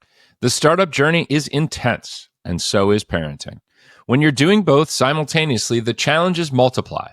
From founder paternity leave to managing guilt, From redefining hustle culture to being truly present at home, we explored this complex balancing act with seasoned entrepreneurs. Adobe's Scott Belsky, Hustle Fund's Eric Bond, Runway founder Siki Chen, and founders Patrick Thompson, Adam Nash, and Dave Boyce shared their raw, honest experiences of building both companies and families at the same time. Founding and parenting. Yeah. Yeah. And I know a number of folks that I love that are going through this, with their businesses. And my wife's an entrepreneur, so I'm getting some taste of this myself. Listen, it's all about brutal prioritization and compartmentalization. And when I think about my days founding Behance back in 2007, 2008, those early years before I was a dad or had any responsibility, I was so wayward and reckless with my time. I would just take so much time to do things. I would do so many things that didn't move the needle forward. Now you could argue some of those things were those non-scalable things that make a big difference in building a brand and a product. But truth is, most of them probably were just because I had tons of time, almost like when you're in college and you just take forever to do anything. And you have to radically refactor and be protective of every minute and be very, very purposeful on how you spend your time. It just starts to surface your values and it hardens them, both in how you operate within the workplace and how you operate with your family. And I love that. I think it's so important. Maybe I get too rigid about it sometimes, but it definitely has changed me in that way. I decided I was going to do startups forever. So I don't think you can just be like, life doesn't go on, right? Like, I'm like not a fan of people. Like, sometimes I talk to people and they're like, hey, I'm not dating anyone because like I'm doing a startup, or like I'm not doing exercise. I'm like, yeah, that's just like startups are a long process, right? Like, no one will tell you it's not going to take 10 years, even for a successful startup. So you can't just pause life. And I've never been, maybe actually when I first started doing startups in 2006, I was maybe like, hey, I'm going to pause, like, this is like, I'm all in, etc. But a few years in, I was like, okay, life has to continue. Yeah, we haven't really figured it all out. I think that's the honest answer. It's funny because our 4-year-old, she's sometimes older than what she seems, and sometimes younger than what she seems. And then the 2-year-old is also older. So it's like they meet in the middle most of the time. So it's like some days it's like 2 3-year-olds, and some days it's like a 3-year-old and a 5-year-old. So they're actually quite nice when I'm alone with them, or like when my partner's alone with them. Problem is when we're all 4. And maybe this is something that other parents experience too. It's not like they're manipulative, but it's more that they know that if they don't get what they want from me, they might get what they want from mommy. And then the kind of war can just unfold. We do have them in daycare and school. So Skylar goes to what's here in Spain called I3, which is like preschool, first class. And then Poppy goes to kindergarten. But we have them short days. So the 9 to 4 is basically the time for them. But it gives me at least 7 hours a day or 6.5 hours a day where I can focus on my work. And Jenny usually works a bit more. But yeah, it's not easy. It's like you have to constantly kind of juggle all the things. Like this morning is a good example. Like Jenny went with a flight to Sweden like at 5 a.m. and I had promised 2 friends to go run with them. And I'm like, what do? I'm alone with the kids. Like, okay, 6:45, pull them out of bed, put them in jogger, and like down the beach we go. And then an hour later, back home, push food into their mouths, like put the clothes on, backpacks, and then off to deliver them to their schools. Yeah. So I think all in all, it's like just constantly trying to be one step ahead. It's the only advice I can give to anyone, basically. Yeah.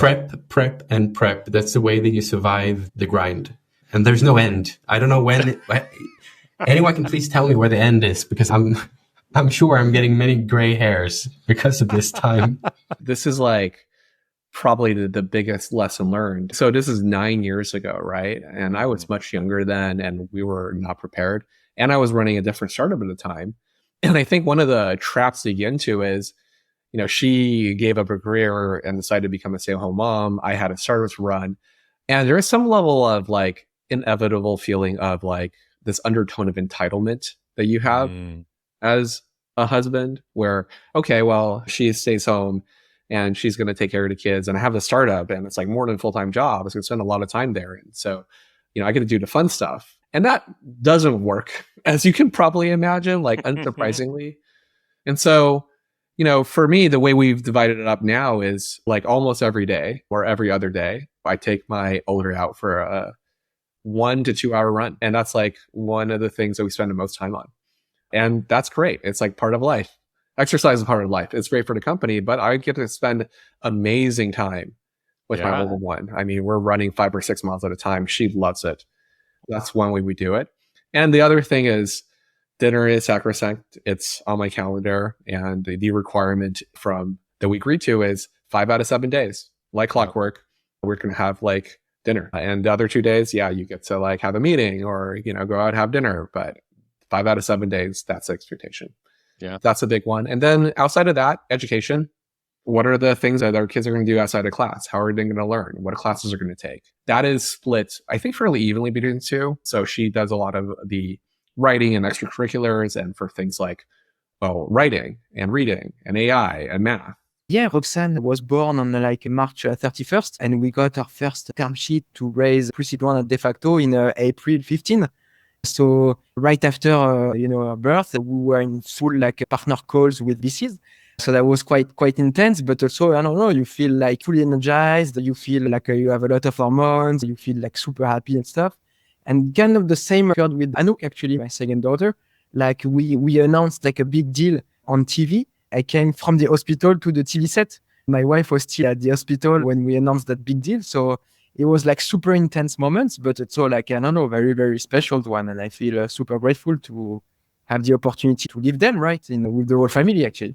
Yeah. The two companies were like 8-ish years apart, right? 2008. And I think it's hard to disentangle like how I changed as a person and what I learned as an entrepreneur from like, what I learned from being a dad. This Mercury was like a distillation of like, all the things I'd learned from my 3 startups before. I definitely did things that were like unique, and some of them you could probably tie back to this parenting stuff. So, one thing that was really important to me was I tried to set myself up to never be a bottleneck on things that needed to get done at the company. So, I'd often talk to other entrepreneurs, and I'm quite an active investor. I've invested in 300 companies. So I'm always talking to entrepreneurs, and like, so often you talk to them and I'm like, what's stopping you growing, or like, what's stopping you doing this faster? And it's often about them, right? Like, like the CEO will be like, I don't have time to do this and that. Or like, I'm doing the sales and I'm the bottleneck on that, etc. I mean, it's different when there's 3 people and you have no funding, but like, this is like a seed funded company that have like 10 people or something like that. I'm like, is it really good to be the main person that's holding everything back all the time? And there's only one of you. Goes back to my point about like working an extra hour a day. I just think like when I set up Mercury, I just thought that was flawed. Like, I don't want to be the bottleneck on things. It was an interesting process, not entirely guilt-free, kind of on both ends, right? On the company end and on the family end. I think ultimately it was a balancing act. I think it was really important for me to take time off and to be there, both for Juno, but of course also for Steph. Yeah. I think, the main impact that you can have as a father on parental leave is wife support. Because, as a breastfeeding mom, she's carrying most of she's carrying the team. So I'm helping carry her, but she's doing most of the work. She had expectations for a big parental leave. I think we're very much like kind of San Francisco startup culture. She definitely had those expectations. Ultimately, the right thing, we settled on a month of parental leave, which I think was a good balance. I think it could have been a bit more. One thing that I took away from that is, of course, things slowed down a bit. And of course, I was not 100% off. Like, you're still kind of somewhat connected and there to respond to some quick fire questions and help with some kind of, important decisions. But I was pretty happy to see that overall, like when you recruit the right people and give them the right guidance, like a month, when you're in the thick of things, a month just flies by. And it's both a lot of time and actually not that much time. And so it was nice for me to see that I could like go for a month and come back and be like, wow, actually, I'm like impressed at, how much you guys had done while I was like out. Yeah. So that was a nice feeling. And ultimately, I think both the investors and Steph kind of felt happy about where we landed. So I think that kind of shows that even though for me, like I was feeling guilty on both sides, like ultimately it was like a successful negotiation, if you will, between kind of the parties. In Massachusetts, they have something called the Paid Family Medical Leave Act, which is what you're talking about. Every person pays taxes into it. And essentially, it's sort of like unemployment assistance, where if you have a leave for the birth of a child, whether it's an adopted child or a birth child or whatever it is, that there's a certain amount of money that you're eligible for through this Paid Family Medical Leave Act. So it's not as much as I made as a solopreneur, definitely not as much as I made when I was in-house, but it's not zero. So there's that, which is helpful. But you're totally right. If I don't work, I don't get paid. And I had 6 weeks where I didn't send out any invoices. I didn't collect any checks. And that was stressful. And so I tried to plan for it as much as I could. I tried to hit it hard in April and May and to close a bunch of new business and to line things up. But at a certain point, you can only do so much. And so that influenced how long I took for break, and it influenced how I approached break, where I would have loved to have taken more time on leave, but candidly, I had to get back to work. And during that leave, I needed to make sure that I was at least available via email for clients if they were to get stuck, to kind of nurture those relationships and things. But it was stressful, 100%. I think there's no better time than now. There's a lot of things you can do in life, and this is definitely the path less taken, I'd say. I definitely feel like for me, I always knew I was going to do another startup even after the last one. Left Amplitude at the beginning of the year, wanted to jump right back in, didn't take any time off. I feel like I'm just wired this way. I like building companies. I like working with small teams, like that 0 to 1 journey as much as I can. And I feel like now is the right time to do that. I think one of the things that my wife and I talked about but agreed on early was how much we were looking for someone to build a life together. And so we were always very open talking about that life. And that life for both of us involved family. So I think that, we didn't have a plan. We were very young. On our first date, I was only 22, but we talked about it in the future and we weren't afraid to talk about it. So it was a goal, but there was no timetable. And so it was a little bit one step at a time, for things, figuring out the relationship, figuring out each other, figuring out to get married. Like I said, buying out, like all these different decisions we made together. So when we talked about things, it was a little bit, is now the right time? Mm-hmm. But you're right. I mean, when you think you might want a large family, if you want that option, that does come back from the future into the present, right? I think about my current role in technology, a lot of, doing roadmaps and software and planning and that sort of thing. There's some lessons that back into there, but, our role was actually not to think about the whole plan. We never had a number of children or a size of the family that was the goal. Mm-hmm. In fact, one of our explicit rules was first year after having a child, there are no discussions about more children. Gonna give that a year. Nothing wrong with giving that a year. It's a big commitment, etc. Yeah. And so we kind of did it that way. So this is something that we deal with a lot, that Zach and I deal with a lot. We always feel that we are falling down on both the parenting thing and the job thing, that there's just never enough time, or we're not doing a good enough job at one or the other or both. And I would also say that for me, I definitely agree with you that there's a gendered component. This is something that moms talk about a lot.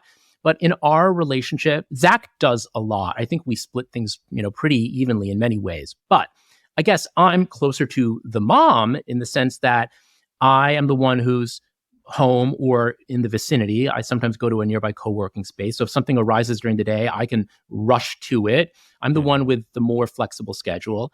I do work fewer hours. I do deal with more of the logistics in terms of the household and dealing with our caregivers and buying the groceries and things like that. Mm-hmm. And so I think in some ways I come closer to playing the mom role. And I do have that guilt. I just always feel bad that I'm not doing a good enough job at either my job or being a parent. And this is one other interesting thing. So before Harlan arrived, I had in my head the openness to the idea of being a stay-at-home dad. I thought to myself, I had a friend who was a teacher and she loved her teaching career and she planned to go back to it. But then after her daughter was born, she just knew in her heart, you know what? I actually want to be a full-time parent.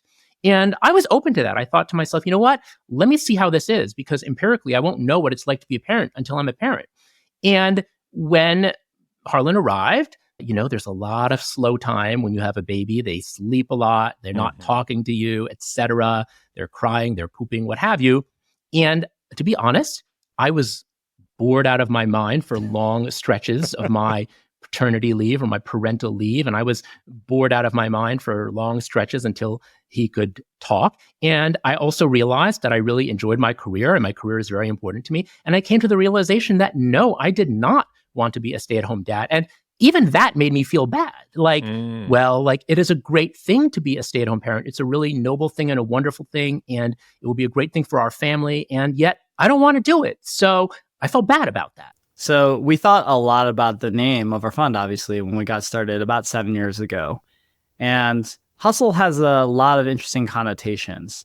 So one of my favorite albums came out in 1993. It's the Ready to Die album by Notorious B.I.G., right? Yep. So in the song Juicy, he's talking about hustling on the street corner to feed his baby daughter. He's like slinging, drugs on the corner. So hustle for some period of time meant like illicit activity, like trying to basically like perform criminal activity to make money or something like that. There is a magazine called Hustler as well that has like some pornographic connotations as well. Maybe the latest incarnation of hustle is, sometimes referred to as like hustle porn, which is this notion of like grinding yourself down to basically nothing for the work and putting all sacrifices towards the job versus anything else. For us, hustle has a really specific definition, and the choice for why we chose hustle is also interesting too. So hustle for us means great execution meets high velocity. It means for the unit of hour that you work, you are applying lots of creativity and effective prioritization to drive as much output as you want during the period of time that you choose to work. And I'd say that the best hustlers that I know within our Hustle Fund portfolio aren't actually working 80, 90, 100 hours a week. They actually seem to have relatively reasonable hours, but they seem to produce 10x more than anyone else, right? So that is actually our definition of hustle at Hustle Fund. But in addition to that too, Hustle Fund is only one of 5% of US VC funds is actually led by women. 2 out of 3 of my co-founders, our general partners, are women. 60% of our team are women. And what I liked about the name Hustle when it was suggested to me by my co-founder, Elizabeth, was that we often think of a hustler as sort of gender assigned to like men, right? Mm-hmm. But we are a female-led fund of hustlers, right? So I love the cognitive dissonance of like, one, can we redefine hustle around this notion of great execution meets high velocity and not about working yourself to death? That's kind of a fun challenge. And then 2, can we actually make the idea of a hustler just gender normal, right? Like it's just normalized, right? It's not just like a male thing or like a macho thing, but it's anyone that can actually apply great execution meets high velocity. So it was a fun challenge. And I do think that's really apt for the kinds of founders that we like to back today. Big fan of this. That means your phone stays in your pocket and your laptop stays closed. Like when you're home, it's so discouraging and such an ego kind of blow. And for a kid to look over and see mom or dad home, but not home, like with them, but not with them, like in the room, but not paying attention, not have time for them. If they're still at the office or if they're behind, and I've worked out of a home office before, they're still at the office, at home with the door shut. Okay, great. They're not available to me. But if they're out here, then we got to make ourselves available. We got to be not distracted. So Lisa and I worked very hard on this, and these were explicit conversations. Like, I don't care. This is Lisa to me. Like, I don't care how long you have to work, but I need you to be done with work when you step through the door. Because when you step through the door, we need you. The kids need you. And so if you miss bedtime, that's fine. It's not great, but it's fine. And I did miss bedtime a lot. But if you're going to walk in, I need you to not be constantly checking things and distracted. And I thought that was really good advice of hers, and I definitely took it to heart. What was paternity leave like as a startup founder? That was hard because it wasn't obvious how long I should take. Before that, with our previous child, that was our 4th child, Caroline, who is now 6. Before that, our previous child, Annalise, she was born when I was working at Twitter. And it was at a time where Twitter was like, I can't even remember what the number was, 12 weeks of leave or whatever. And it's like, amazing. So, that's just such a benefit to be able to take that time off and know that your team has your back. As a company of 3 people at the time, when we're still trying to figure out what really are we building? Is this going to work? And say like, okay, I got to go. I'm going to be gone for the next 6 months because I'm having a baby. It felt unrealistic. I don't know. Mm-hmm. And so trying to figure out how long am I going to take? I went on paternity leave. I did take paternity leave, but I took it not knowing how long I would be out. It was really just, we're going to go see how this goes. When Lisa's ready, when I'm ready, I'll come back. And maybe that starts with, I'll come back I'll do some work online when I can from home. Or maybe it's, I'll come back into the office. And I think in the end, I actually didn't take that much time off. Maybe it was 4 weeks, maybe, which felt pretty quick, but it was, I don't know how, it doesn't make any sense, but I'm like, having that fourth child, it was like, hey, no, we're kind of okay. I can come back to work now, which, seems crazy. Beyond parenting lies the foundation of it all, your partnership with your spouse. Through conversations with researchers like Dr. Darby Saxby on the science of couple dynamics, to practical wisdom from entrepreneurs Ethan Austin, Matt Wensing, Patrick Thompson, Yusuf Baiji, and Chris Lloyd, we explored the delicate art of maintaining a strong partnership. From sharing mental load to prioritizing couple time, these discussions revealed how investing in your relationship as parents strengthens the whole family. It's important to me because, especially as kids, the type of understanding and expression that you have most readily available when you're young is physical expression. And to give that type of emotion and expression back to your kids is a way that they can quickly understand in better detail than words and emotions, like how you're feeling and how you care about them. And for my middle son, more specifically, I would say like when he gets upset, talking to him doesn't really work all that well. Now he's only 5, but this is kind of what I'm saying. Is like he's only 5, but he's actually not 5 until next week in December. This is going out in January. But if I like grab onto him and like hold him tightly and try and like get our breath to start matching together, like he will calm down a lot faster than if I just tried to like talk him through it. And Kanan is a lot like this. I mean, all the boys are like this to an extent that they will respond to physical reassurance more so than verbal reassurance. And so like I'm a physical person as well. And I respond well to that type of expression. Like growing up, that was like my family has always been family of huggers. We'll give some hugs. And that was something which I've always appreciated. And again, is probably very subconscious. In some ways, you could say it was programmed in. But when it comes to how I relate to Morgan, relate to their mother, I want them to see me like taking care of her physically, emotionally, spiritually, socially, but from a physical perspective, say that like it's normal to hug your wife, to kiss, to love on her, to show that you care. So I think that is something that I've tried to be very intentional and mindful of, but especially with them, like when kids are young, boy or girl, it doesn't matter what gender, like kids will respond to like physical expression more than they will respond to verbal expression or calming. I think one of like the keys to like our partnership, and like we're both fairly adventurous, is like giving each other the opportunity to live their dreams or whatever that might be.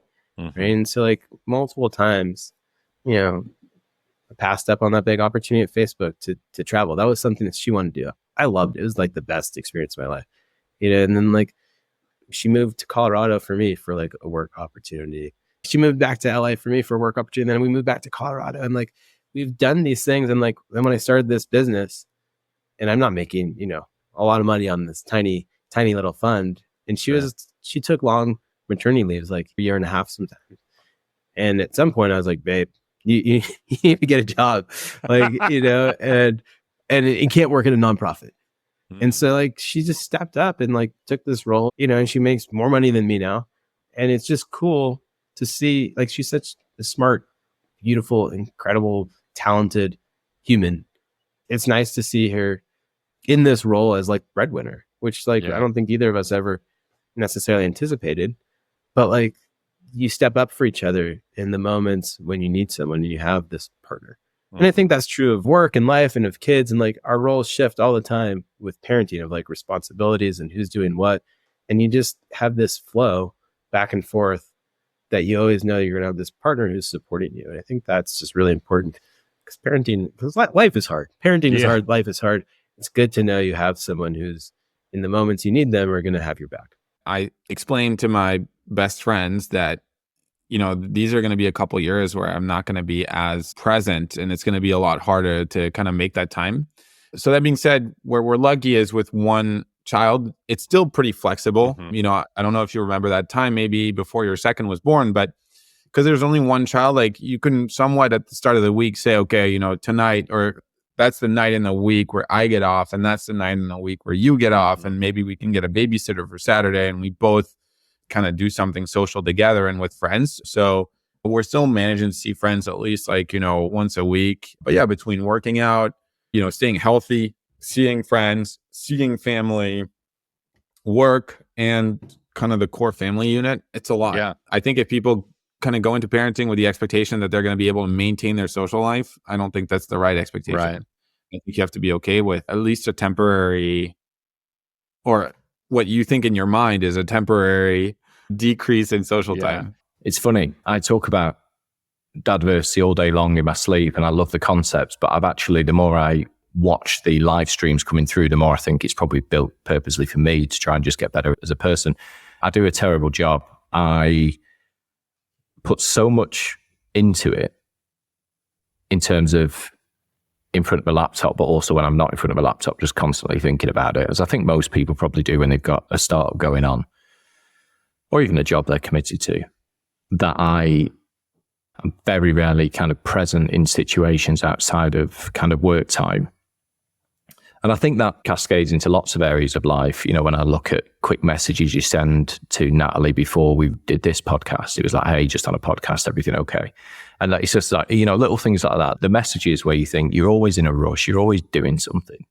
You very rarely got time for kind of deeper conversations with your wife and your kids through the week, because you just feel like you have got to respond to the 20 LinkedIn messages you've got of random dads who are like, hey, you know, I'm trying to fix this. This is my story. And I think diversity has been, it's very early days, but it's almost been like a blessing and a curse, because we're solving so many challenges for people, which is incredible. It's also very overwhelming when you get messages from dads around the world who you don't know going, actually, I've got this problem. Actually, I've done this, or I'm struggling with this. Can you help? Or I really like adversity. Can we talk about it? Like, it's amazing. It's the best thing I've ever done. And I get so much positive energy from it. But it's overwhelming sometimes, you know, when you've got a family to look after, and you're trying to be present for your wife, and you're trying to maintain a level of physical and mental fitness for yourself. It's very difficult to balance. And I've not got that yet. I can't honestly say there's a mechanism for me getting that right. I have been kind of down the rabbit hole more recently on live streams through Dadversity with coaches who are basically giving advice on this. And there's some really good stuff that's come out the other side, but I've done a terrible job, mate. I'm kind of surprised that this isn't something parents talk more about. I assume the reason is you have kids, and for good reason, so much of a parent's attention quickly shifts to, how am I going to be a good mother or father? Or how am I going to show up for my kid? But you also have to maintain and invest in your relationship with your partner, right? Because that's the foundation of the whole family.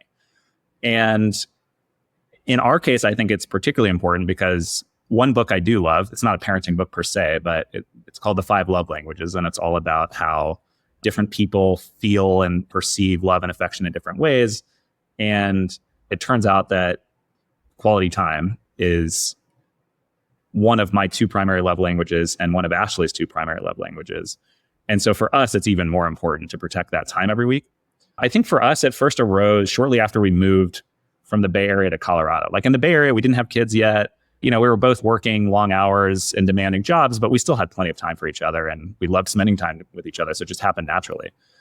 But I think after we moved here and after we had Kinley, we just sort of went on a couple long walks. We both love to spend time outside. And we're like, how are we going to do this? How are we going to make sure that as we have a first kid and then eventually a second kid, and as the demands of being parents and of our careers just, go up and up and up, how do we protect time for ourselves and reconnecting? And so we just instituted this tradition of a weekly date night. And so almost without exception, we certainly miss a week every once in a while, but almost every week we'll go out on a date night. It's pretty simple. Like, we'll go to a restaurant, not even a particularly nice restaurant in many cases, just like go out for 90 minutes, grab a meal, grab a couple drinks. Usually go out for ice cream afterwards, and then, either spend time outside together or watch Netflix or a movie or what have you.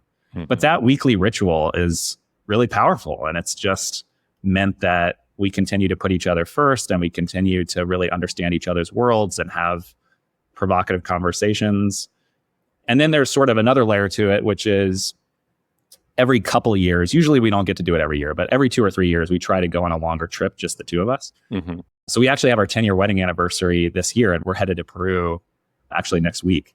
Wow. And so that's been the other, there's like the micro ritual, which is the weekly date night. And then there's the macro ritual, which is every few years getting away for like a week and just really fully recharging. Yeah, it's funny. We're going through this exercise back at Amplitude around first team. And I really liked in the context of like, okay, cool. Like my wife and I, we're first team in the house. Like we're the first team.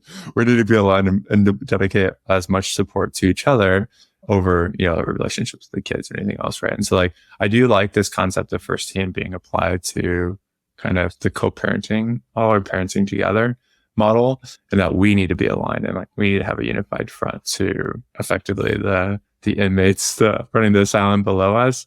And we'll see how that works. I think it's a concept that she and I have chatted a bit about, and I found has been extremely helpful in the context of work in the past. And so with us, it's like, hey, we just need to be on the same page about how we communicate, what are some of the principles at which we operate around, what are some of the rituals or things that we hold dear to each other.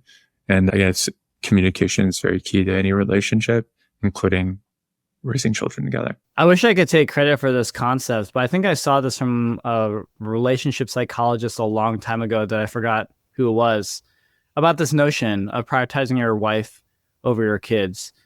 And I actually think it's an important foundation for my marriage right now. I chose, and my wife chose me, right? Like we love each other through choice. I love my kids, but they kind of just arrived the way that they did, right? So I'm compelled to love them. And I do explain this to my kids, which is mom and I are the first important unit here. Obviously, you're a close second. And I also share like fun examples, which is like if mom had to select like who would die, like you guys or me, like she'll pick me every time, right? Because like that's how much we love you. But like we need to be actually the first love and express that and really understand that. And you need to understand it too, kids. So I tried to explain this to my kids as well. And actually also I want them to imprint this for their own relationships with whatever life partners they select in the future. One of the stories I heard a little bit earlier in my career was from kind of an early mentor when I was just starting off in my 20s. And he sort of talked about his divorce. And, he'd been married to his wife for 27 years. They were just divorcing. And the warning he shared with me was, we focused so much on the kids that we sort of lost each other. And by the time the kids went off to college, there wasn't really anything else that we had in common. So we just kind of drifted apart. Right. And he actually said to me, he's like, for your fiance or girlfriend, whatever it was at the time, when you do go down this journey, make sure that you really emphasize treating your wife well and like investing in that relationship. So a combination of that cool psychology article and then what my old boss mentor used to say to me really did land for me, which is this is a relationship that has to endure until the very end and has to be the one that is most important. So I think I'm lucky to be married to a woman that also shares that kind of level of commitment too. And we work really hard, to express love with each other, put in the date nights, the occasional solo child-free hotel nights once a quarter. I wish they were like more like once a month. And then, just holding time with each other. And whenever we do our date nights and things like that, we try to limit how much we talk about our kids. So I don't have like a formal definition, but I could do an impression of what weaponized incompetence. We love a good impression here. Okay, good impression is partner says, specifically the wife will say, honey, can you clean the bathroom? And so the husband says, babe, I don't know. Do I use this brush or do I use this brush? Like, I don't get it. Like, or guys will do something like that. Like, it's very common. And it's this like incompetence that's used to like basically not do something. So like, this is actually the thing that got me really interested in doing this whole Mr. Branzino thing. It was really around this relationship dynamics. And so I've heard that, like, I've heard of a lot of guys doing this. Like, I have family members, let's say, that basically did that type of weaponizing competence to like not change diapers. They'll mess it up on purpose in order to like basically to not like have to deal with that type of chore. And so because they know that like the sensibility of, let's say, like a mom is going to be like, oh, I want to take care of my kid. I'm going to be the one that does it. Like, just let me do it. We hear from female friends, oh, my husband doesn't do anything, or he just not pulling his weight. I was like, oh, that sucks. And, you know, you start digging deeper and there's this whole like thing around like mental load, which I didn't know anything about this, but it turns out like a lot of women like wake up in the morning, and especially it's usually the mom, and she'll wake up in the morning and just kind of like scan, and she's like scanning and she's like, we got to do this, we got to do that, we got to do, like, they're just constantly thinking about like what the day is going to look like for the household, for the kid, and the load is weighed on her. And then it turns into like, she doesn't want to explain everything to her partner. And then it'd be like, hey, could you help with this? Or could you do, and then she ends up just doing it because of maybe the man did some weaponizing competence, or she finds it to be easier to do it her way. I read, and I can't find where this tweet was that I saw it on Twitter X. There was a divorce lawyer that said that like over 60 something % of like women that divorce their husband, when they file for divorce, it's out of resentment. And it's usually she's tired. If like say they have 2 kids together, she's tired of raising a 3rd child. So this like mounts, right? This like mounts and mounts and mounts. Like if you just keep like not helping, you keep not doing anything, there's a lot of stress in the relationship. And so there's this really weird thing. It's like, okay, there's basic like life skills that you just should know. One of which is knowing how to make money, let's say. Another one is like maybe how to clean or do your laundry or something like that. Another one's cooking. And, you know, like I know how to cook and I know what it does for my family. And it's this thing of, this is like one of the, like, to me is like one of the most high leverage skills that you could ever have. Because if you think about what that would do to your relationship, like if you just made a meal once a week as a dad or as a partner in your relationship, you're going to reduce that mental load on your relationship. Yeah, the dynamics are very, very tough. And the crazy thing is like, we hear like little things from our friends and whatever. And then you start, like my wife would show me, and I've had colleagues of mine show me like the mommy groups on Facebook.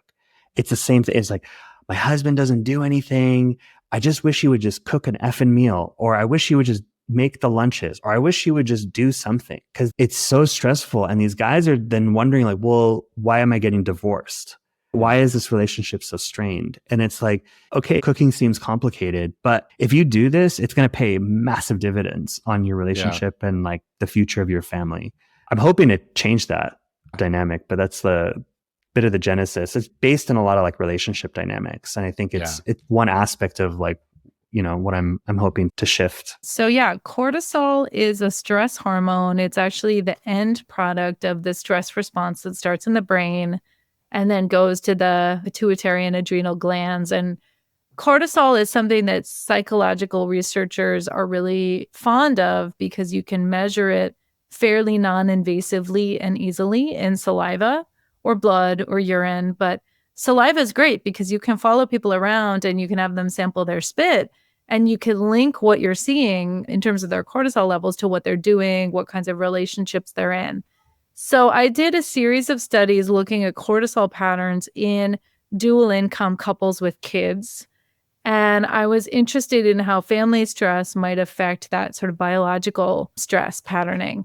So the first study I did actually was my master's thesis. I found that for women who were less happily married, their cortisol patterns were less adapted, less optimal.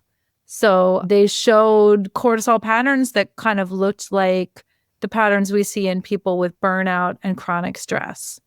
And we got that effect for the women in our study, not for the men, which kind of dovetails with a lot of research about the importance of marital quality for women's health. And so I followed up on that with a few studies to look at, well, what was it about the relationship or about the household that might matter for stress hormones? And we looked at division of domestic labor. We found that for both the partners, both the husbands and the wives, doing more housework is linked with worse patterns of cortisol recovery. So it turns out housework is bad for your health. And we also found that within the couples, their cortisol levels were linked with each other. So we know that when you're sharing space with someone, your emotions can be linked, right? And your thoughts and beliefs can become linked over time. But this was really the first study showing that in cohabitating couples, you can also see linkage in stress hormones. And that seemed like an exciting finding because it told us something about how marriage might affect health, how living with a partner might affect your health over time if you're actually producing correlated levels of stress hormones. It's hard for me to differentiate between being a new parent and living in a commune. You know, I think of Chris before all of this and then Chris after, and they're both very different people with totally different worldviews on things. I think I'm genuinely surprised at how much work and effort building a community takes. And, you know, I think that we hear a lot of people kind of talk about wanting community places, and kind of, it's easy to say that you want it, and then it's really difficult to kind of make the changes in your life to make that happen. And, you know, put down the laptop and not stay up to 2 a.m. every morning working, like you know, maybe not take that job promotion, or, you know, there's all sorts of things that you can sacrifice to kind of put yourself in a better situation to help be there for your friends and family who are close by. Yeah. What about you, Yusuf? What's been most surprising for you? I think there's two things. One is kids.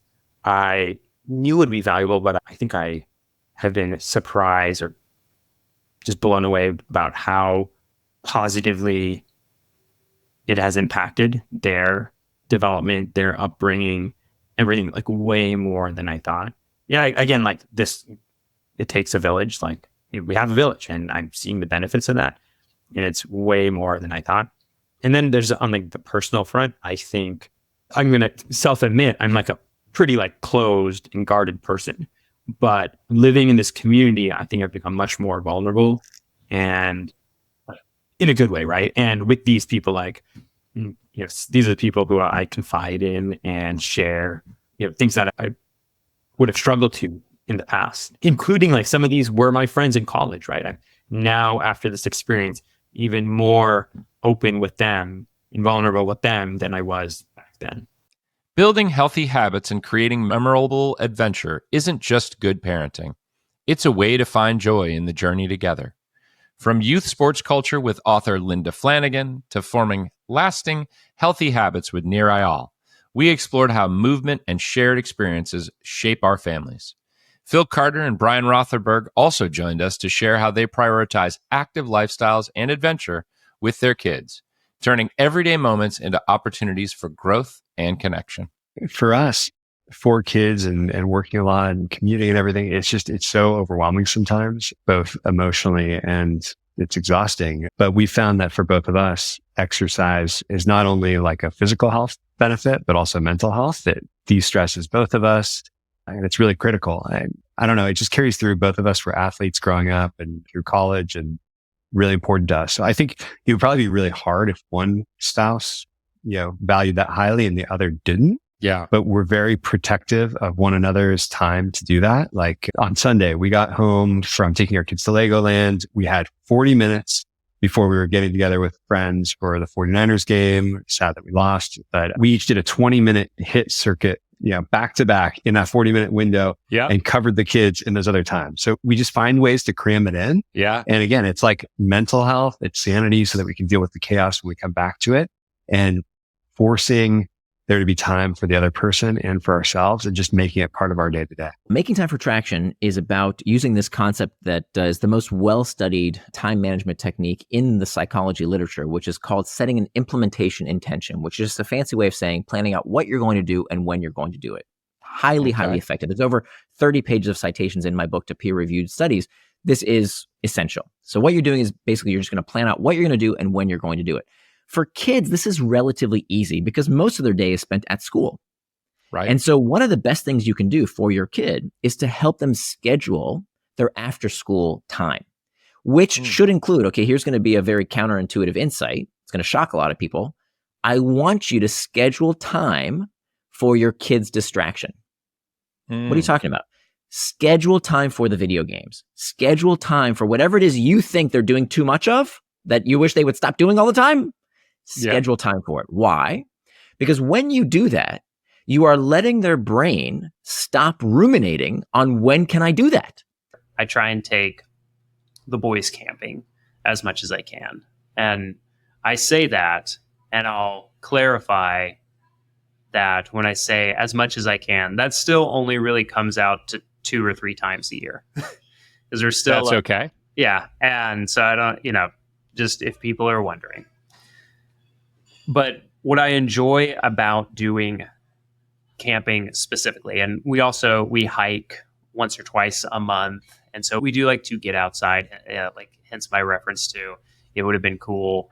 I don't know how long it would have lasted, but it would have been cool to live in Park City and work at backcountry.com. But what I love about camping particularly is the boys can help me with every part of that process. They can help me pack equipment for the trip. They can help me lay everything out. We have little illustrated checklists. And so they're like, do we have the tent? And they look on the thing, it's like, check, laminated, we have. Yeah. So they can do all of that with me. They can they can help me gather wood for a fire. They can help me set up the tent. They can help me, cook in a lot of instances. And so there's almost nothing that we do.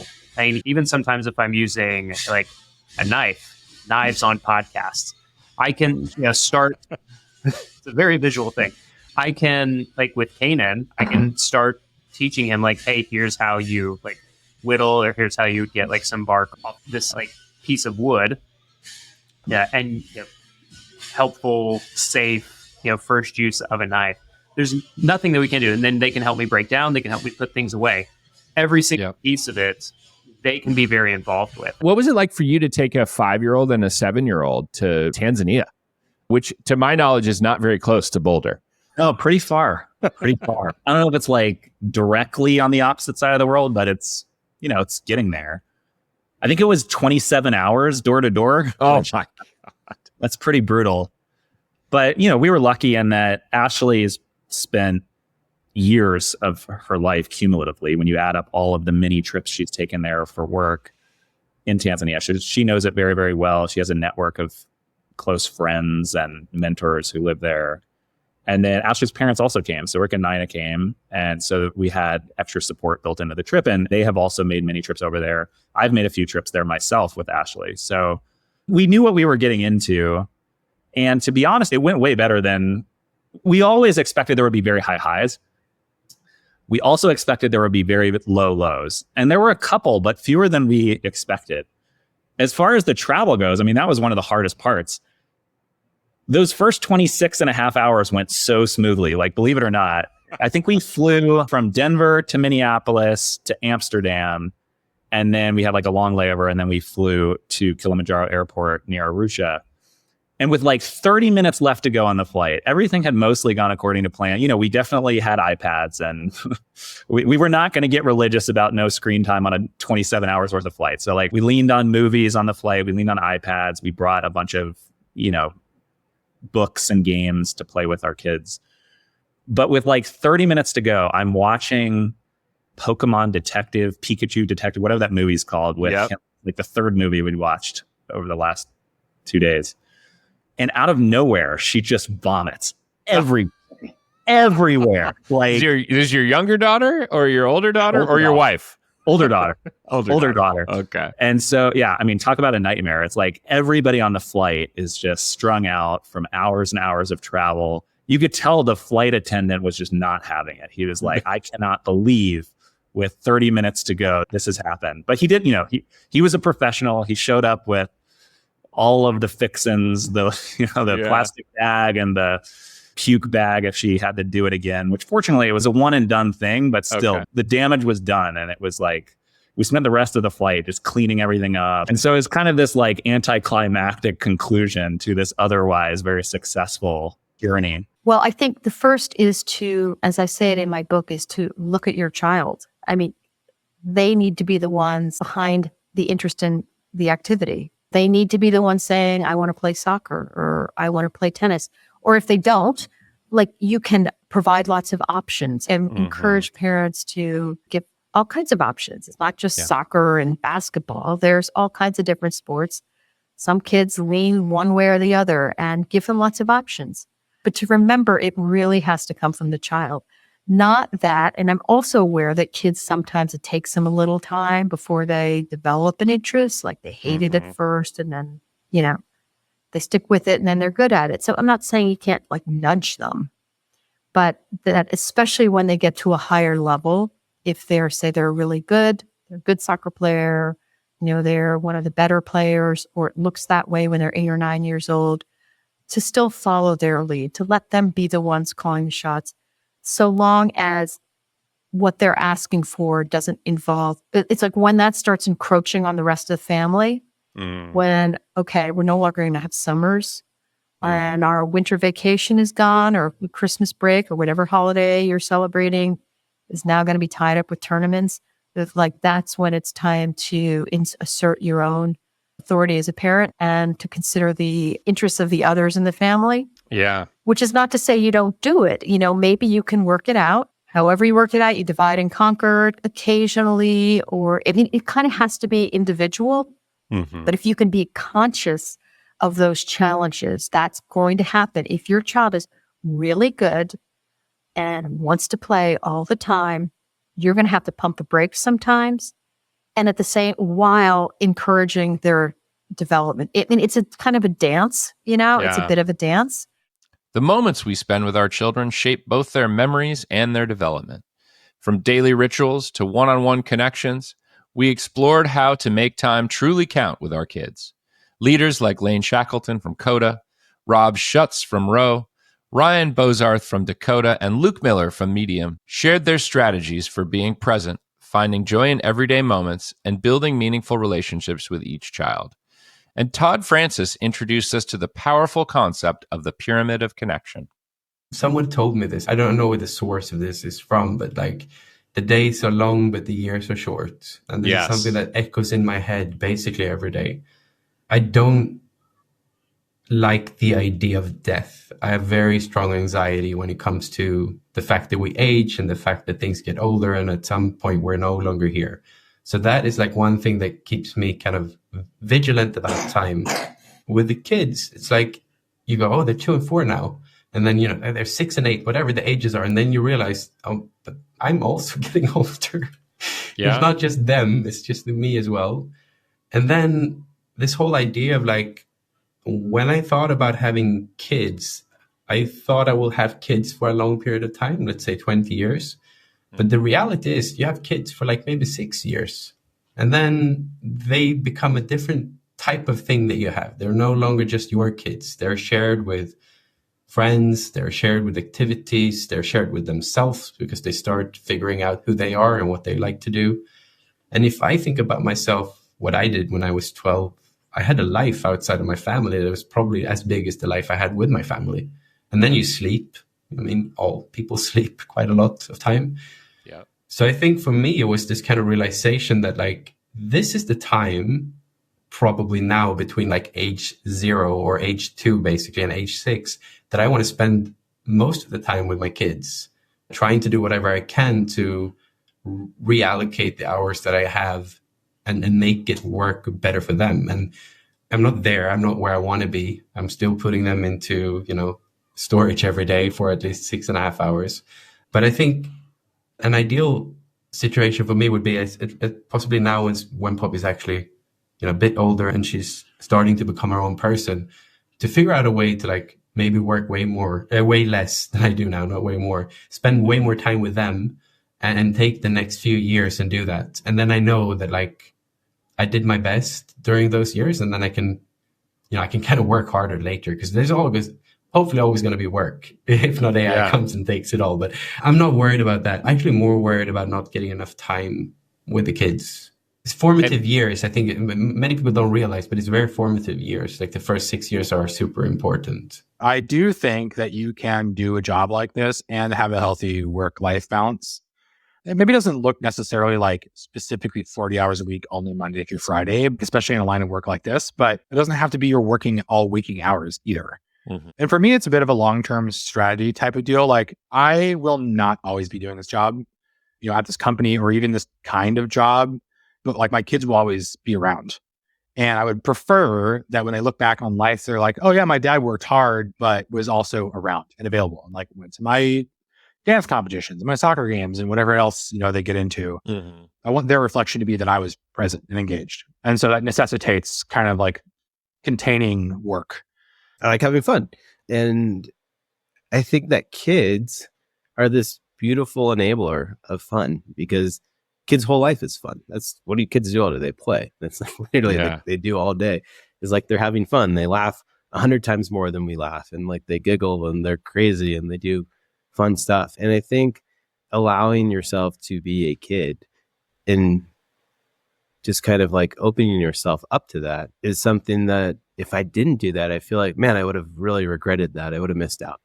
And like I have this opportunity, and most of the time you're yelling at your God, come on, stop dawdling, stop doing this. But like, if you pause for a second, and sometimes you're like, all right, well, if I don't have a reason to say no, say yes, right? Mm-hmm. Like, why don't I say yes to this thing the kid wants to do? It's like you're so reflexively no. Like maybe it's a yes, and like let's see where they go with this thing, and that will be fun. Or I honestly think like my kids' favorite things to do, and Nana came to visit, and we did all the things at the zoo and the museum and all these different places. At the end of it, I said, what was your favorite thing, Nana? She's like, going to REI. And like when we go to REI, we play hide and seek. Always. Yeah. We always play hide and seek in REI. And it gets ridiculous, and it's so fun. And like we have the store associates helping us, like giving clues, like your kid's over there, or your kid's lost. You should really find your kid. Like we just have fun in the REI, right? And we do no shopping. We don't buy stuff from REI. We just we go there exclusively to play hide and seek. Or or even when you are doing stuff, like one of my favorite things was taking my son. It would be everything flips and nothing lasts forever. But like for a long time, every Sunday I'd be taking him to Whole Foods to go shopping, and we would just have the best time, push him around in the cart. At the end, we'd kind of ride the cart, like bobsledding around. I'd jump in the parking lot and we'd all ride the cart, or just we'd be singing and dancing, and he'd be throwing stuff up on the conveyor belt to put it up there. And we'd just be goofing around. And like, it never occurred to me until multiple people would always be like, you guys look like you're having a lot of fun. And I think doing the normal things, because you don't have time as a parent to plan out the fun activities always. It's just like, you got to get by. You're just, we're just trying to stay above water, And so like finding the fun in the mundane, I think is necessary, because you don't always have time to create the fun or plan out the fun. It's just, that's far and few between when you can do that. You're just trying to not drown in everyday life. I mean, there's two things that are important to me. I traveled a lot for work last year. So I was gone 3 months at least on the road. Wow. At Amplitude during the first year of his life. And so for me, when I was at home, it's like, I very much want to be like, and travel a lot less now, still travel a bit. And when I'm at home, I want to be the first person he sees when he wakes up. So like as soon as he wakes up, starts crying, it's like, great, okay, you're not going to go back to sleep. I'm there. And I pick him out of his crib, I give him a hug, I change his diaper, I give him a kiss. And then for there, it's like I bring him down, make him breakfast, and so my wife can get ready, do her thing, but I'm with the baby at the time. And then at night, it's like, great, 5:30 rolls around, I check offline for a bit. I go have dinner with the family, make dinner, do the dishes, hang out with Chris as best I can. And then we do bath time together and put him to bed. There's a lot of that includes story time and reading books. So I love reading books to him. He loves books. He loves cuddling on the bed before we put him down. And so these things are a little more sacred to me, I'd say now, than especially this time around, because like there's always more work, right? There's an endless amount of work for a startup. And I definitely don't want to miss these moments. And I want to think of them as pretty sacred. And like, yeah, I might miss dinner once a week if I have an event that I need to go to or something to do. But otherwise, if I'm home, I'm there. I'm not at my computer. I can always come back online. I do come back online afterwards, but those things are sacred to me. You know, defining what play is important too, but I just see it as unstructured time.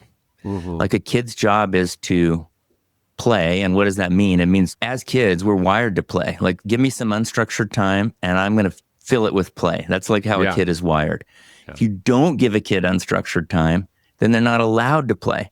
And the problem with kind of rules and structure and practice and rehearsal and assignments and academics is that it fills up all of our time and it doesn't allow kids to fill it up on their own volition.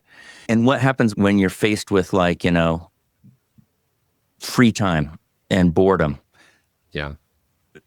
Then you employ creativity. Yeah. Then you figure out, like, hey, we're going to go, like, why don't we play Cops and Robbers? Or why don't we play Yankees and Red Sox? Or why don't we, I can't remember the name of the game that my kids made up, but they just make up games. They have to negotiate conflict. They have to repair relationships when something goes wrong. They take risks. You know, they climb trees. They jump in ponds. You know, they ride skateboards down the sloped driveway.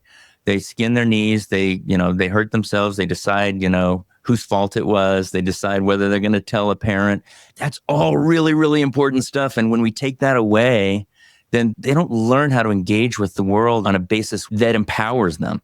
If we take away that empowerment and we just give them rules, what you can and can't do, we're going to keep you from taking risks. We're going to keep you from inventing your own stuff because we're going to tell you the stuff that you're going to do.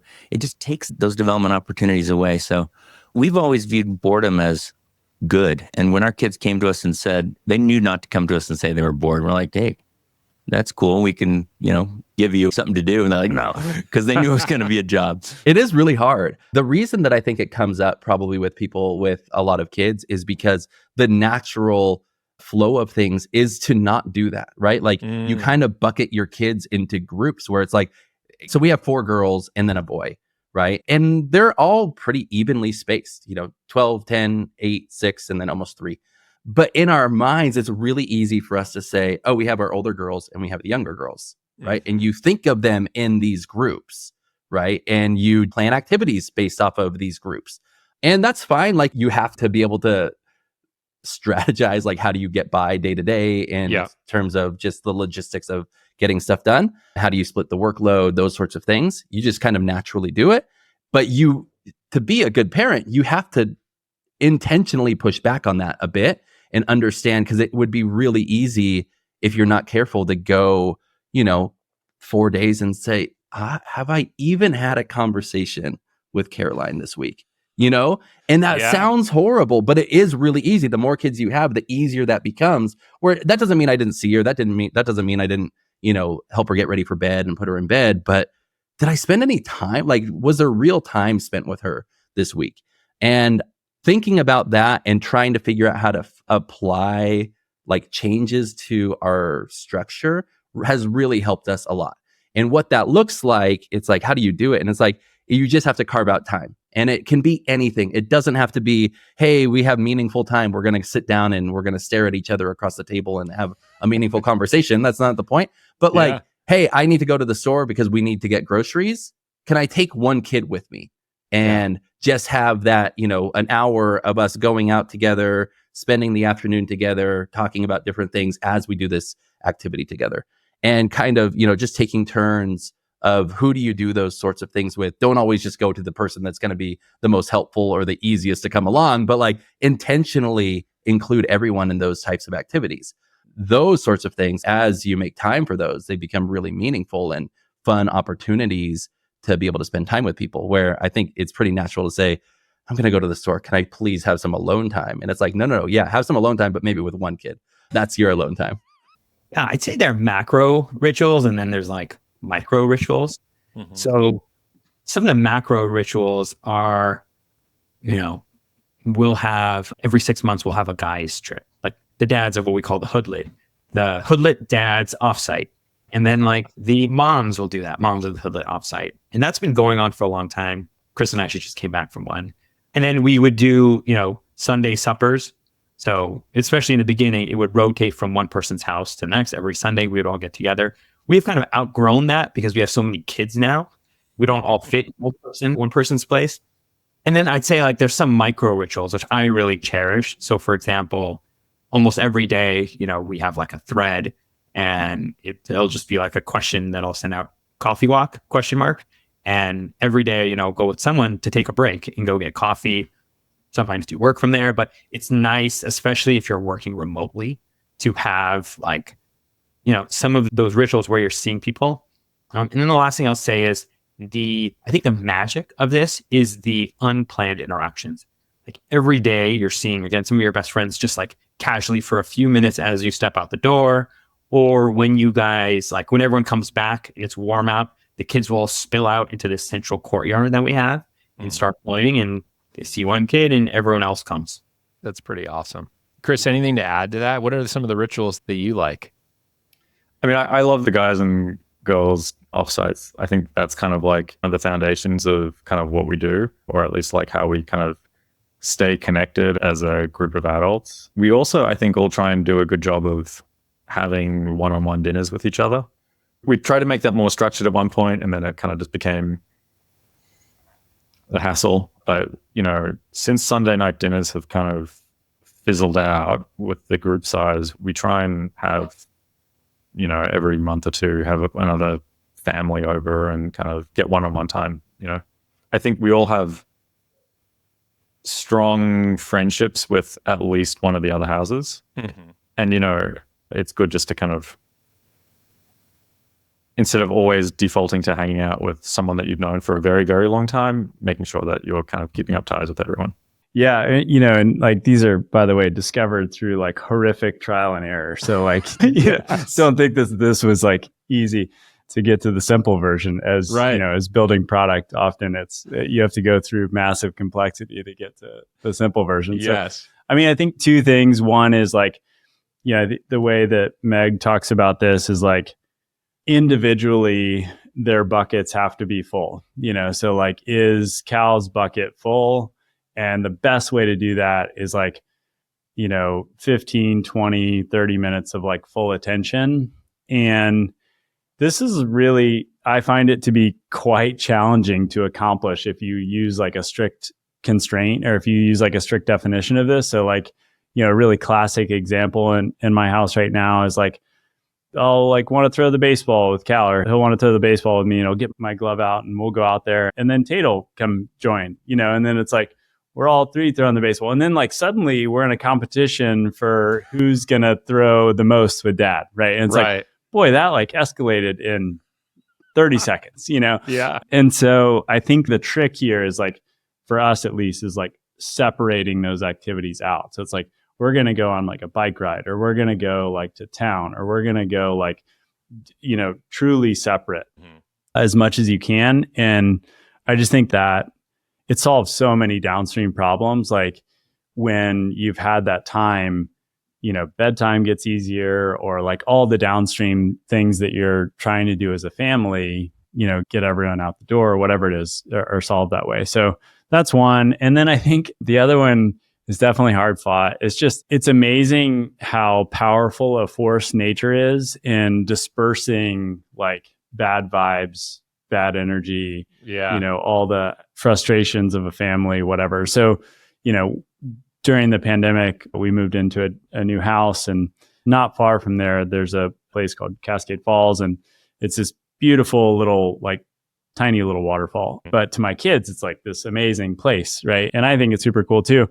It's just amazing on the weekends when everybody's like at each other's throats by like 9:30, that if you just get everybody out of the house and like, running through the woods, or, running around the park or whatever it is, everything is dispersed and everything is like good again, and so I think that we kind of now have this like hard constraint, like that we just got to be out of the house by like a certain time on the weekends, or else we know that like there'll be frustration, the house will get destroyed, like all the downsides of that. And maybe other people's experience isn't like this, but like boys, like when they get going, they can really get going. So those are the two tricks. Basically, fill each one's bucket individually, prior to the interaction of all of them, and then 2, just like get them outside, get them in nature.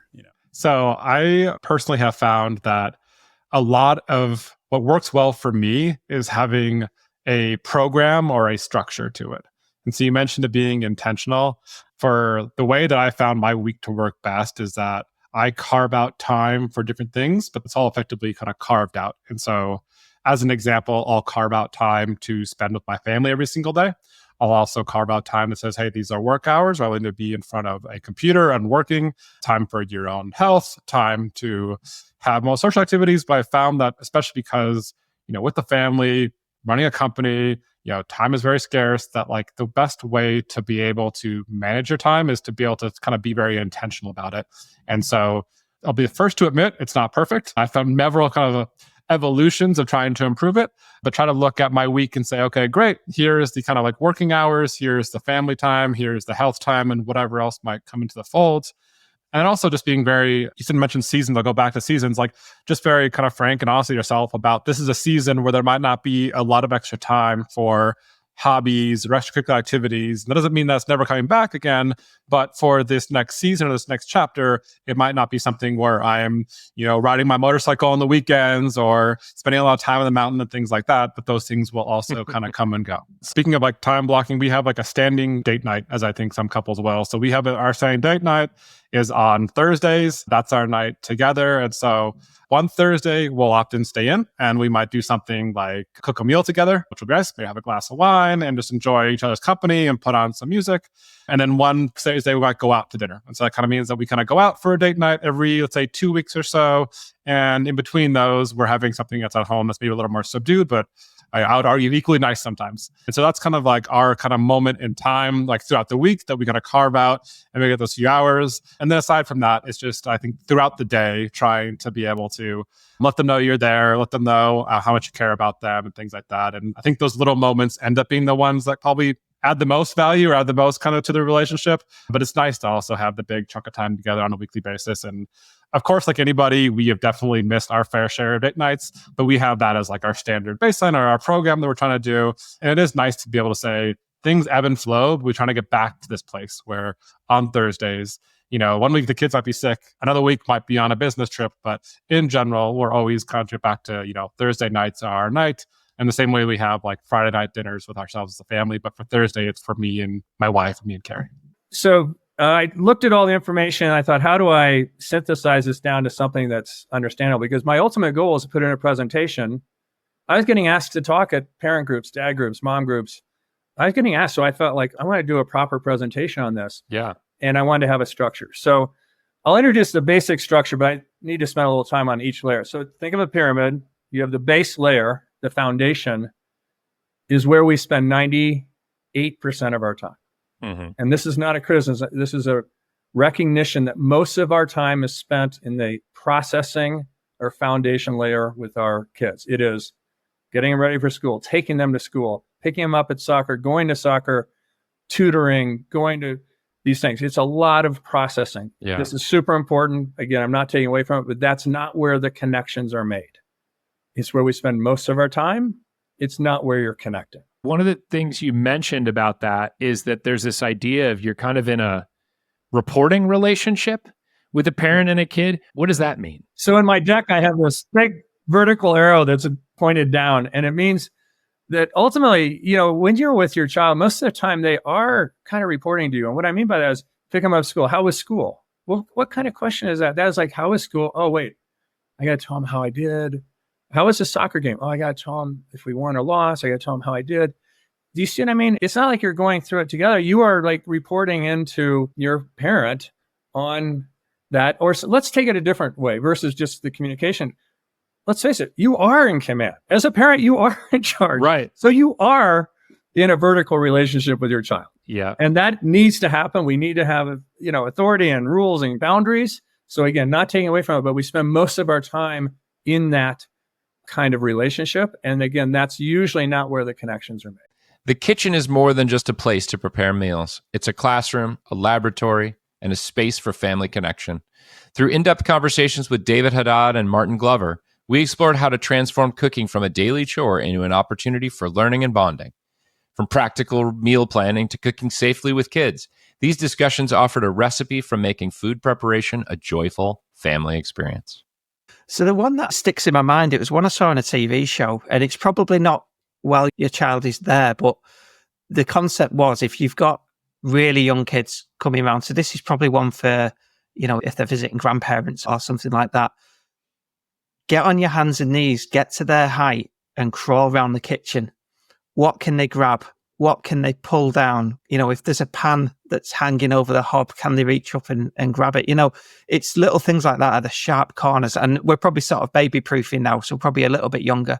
To be honest, if we're doing that, we should have a gate on the kitchen and stop them going in altogether. But sometimes that's not possible, and I appreciate that.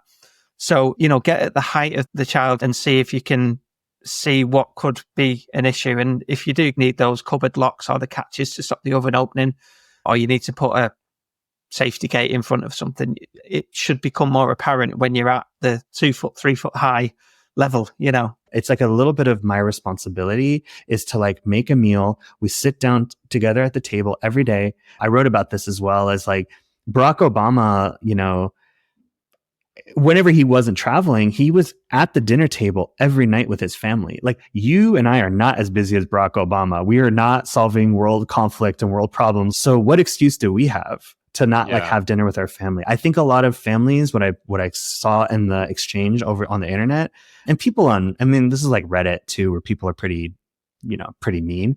But I think what I saw is like a lot what of... What are you talking about? Only good things happen. Only nice people are on Reddit. There's such a kind community. I love Reddit. But, like a lot of families eat separately. They eat in different rooms. They don't eat together, or they eat at different times. Like I know a lot of friends, they'll be like, well, my kids eat at like 5:30, but like we're not hungry at 5:30.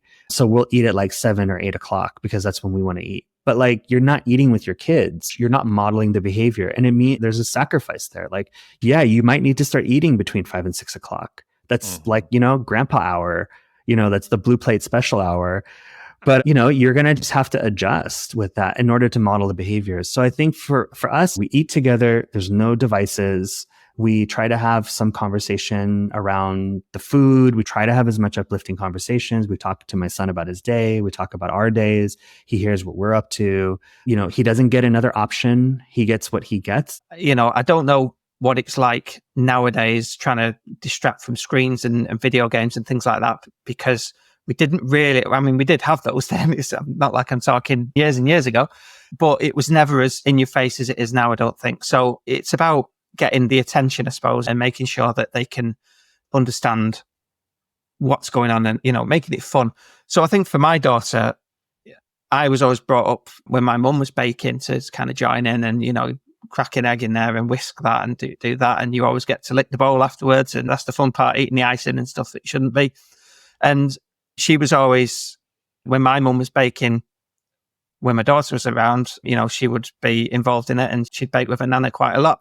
And I think having that ability to just let them, stand on a little stool and get close up and put an apron on and start getting hands in and messy. And, it's probably never going to come out perfect, but you can't take away the facts of the fun that they're having as they're making this mess and the flour's going everywhere and the eggs are smashing. Parenting isn't always picture perfect. And this year we tackled some of life's most challenging moments with courage and vulnerability. Dr. Darby Saxby's groundbreaking research on dad brain, deeply personal stories about health challenges and healing from Todd Francis, Carlo Navarro, and Stu Bradley. Our guests opened their hearts to share difficult journeys. Best-selling author Carla Naumburg and legal expert David Latt joined us to explore how families navigate through crisis and loss, reminding us that in our toughest moments as parents, sharing our stories can help others feel less alone. And started thinking about kind of childhood, and we had I use the word scrappy quite a lot. I think life in general has been fairly scrappy. There's nothing kind of super harsh about my upbringing. There's lots of people who've had it worse, but we had, dad left home when I was kind of 3-4 years old, and we didn't really have a great relationship. And we were kind of thrust into these situations where my mum had met a couple of really quite bad people who were struggling to get on top of their own challenges around drinking too much, essentially. And so The first guy was a guy called Gary. So imagine a big 20 stone, and again, I'm not sure how that translates to America, but a big guy. Drank way too much in a job that he hated with a family that he'd taken on, really. And so you've got me, brother, sister, mum, and this guy suddenly here now who's got the responsibility of looking after you. And he struggled immensely. He wasn't a good person. He was quite an abusive guy. And there were various moments, actually, which kind of came to a crescendo when he finally left. But, you know, when I look back and when I was on the walk, I was thinking about some of the moments in life as a child where you thought, you know, I've got kids at this point now. I was like, this isn't good. Like, you could never imagine treating your children like this. He's only 6 months old. And, you know, we're in and out of the hospital. And our own sort of emotions of what's going on. And, you know, that was probably the most difficult part because everything was so uncertain. Everything. Yeah. And then on top of running your own business, things just start to become very, very stressful, trying to navigate not just life, but work. And, you know, you have to make amends. You have to, obviously you prioritize, right? At that time, you know, business was slowing down. And I'm like, oh my gosh, like everything's sort of like on top of each other. And so managing that was probably the most difficult part over the last, now it's been 2.5 years, right? Managing the same sort of cadence. And then it's crazy because, you know, when we first found out, we didn't know if he was going to live a normal life. And on top of that, because it's genetic, we had to kind of look at where it came from. And so it ended up being that my wife's side, she has HHT.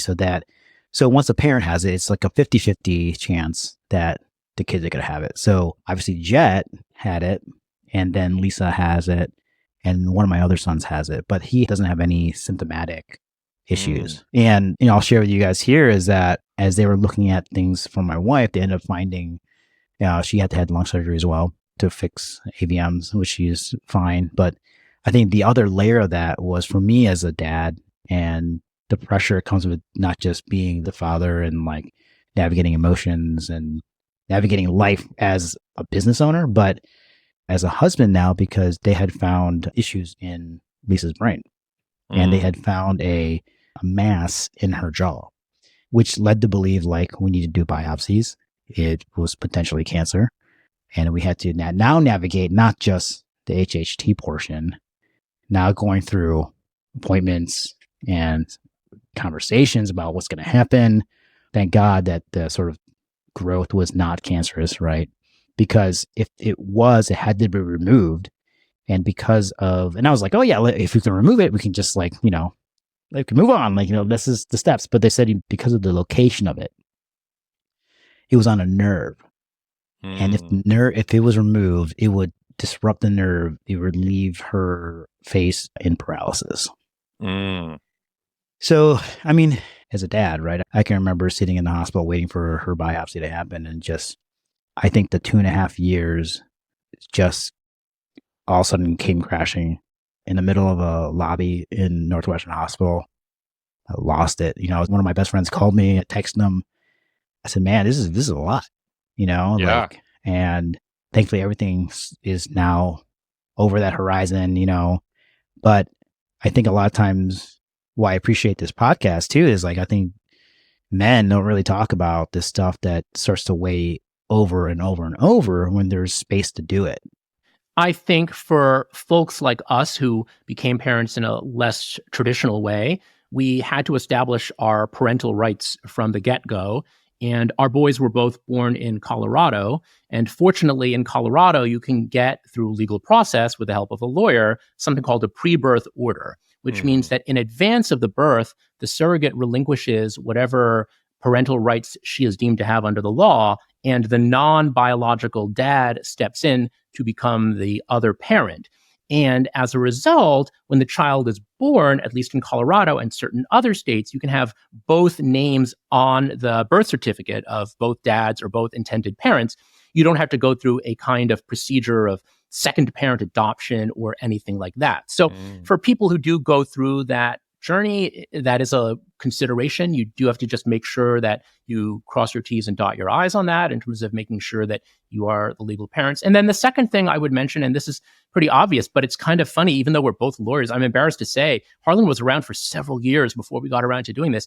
You have to establish a will, and you should have all of the other documents associated with that, including healthcare directives and proxies and all of that, because it's no longer just you, God forbid you drop dead. You have people depending on you now. You have another human being. And so we had to do a will and all of these healthcare documents. And we had to talk to Zach's brother to say, hey, in the terrible event that we both passed away, would you be willing to take care of our kids? Things like that. So it was definitely something that we dragged our feet on, which is kind of funny because we're both lawyers. We know lots of trusts and estates lawyers, but it was good to finally get it done. But for any listeners who haven't get it done, just do it. To begin with, I think it's really important to talk about this in general because it's easy for people, men and women, to kind of generalize and start, thinking, yeah, it's very important to talk about it. So it's good that we do that. So where this all started, we decided, as you might do in life if you're keen to have kids, that maybe we should have kids. And then you're like, oh, wait, but okay, so you're on birth control pills and okay, we need to stop that and all that, that was the beginning of it. And then we tried very actively to kind of get pregnant. People told us it's so easy, people being like people around us, you just do the thing and you're pregnant. Turned out it's not that easy. We managed to get pregnant and then there was a miscarriage. And then we managed to get pregnant again. There was another miscarriage. And then we started to ponder a bit why that was. So we obviously, because of the first miscarriage, we were seeing doctors on a regular basis. And there was some time between these two miscarriages as well. So there was a lot of trial and error and nothing really happened.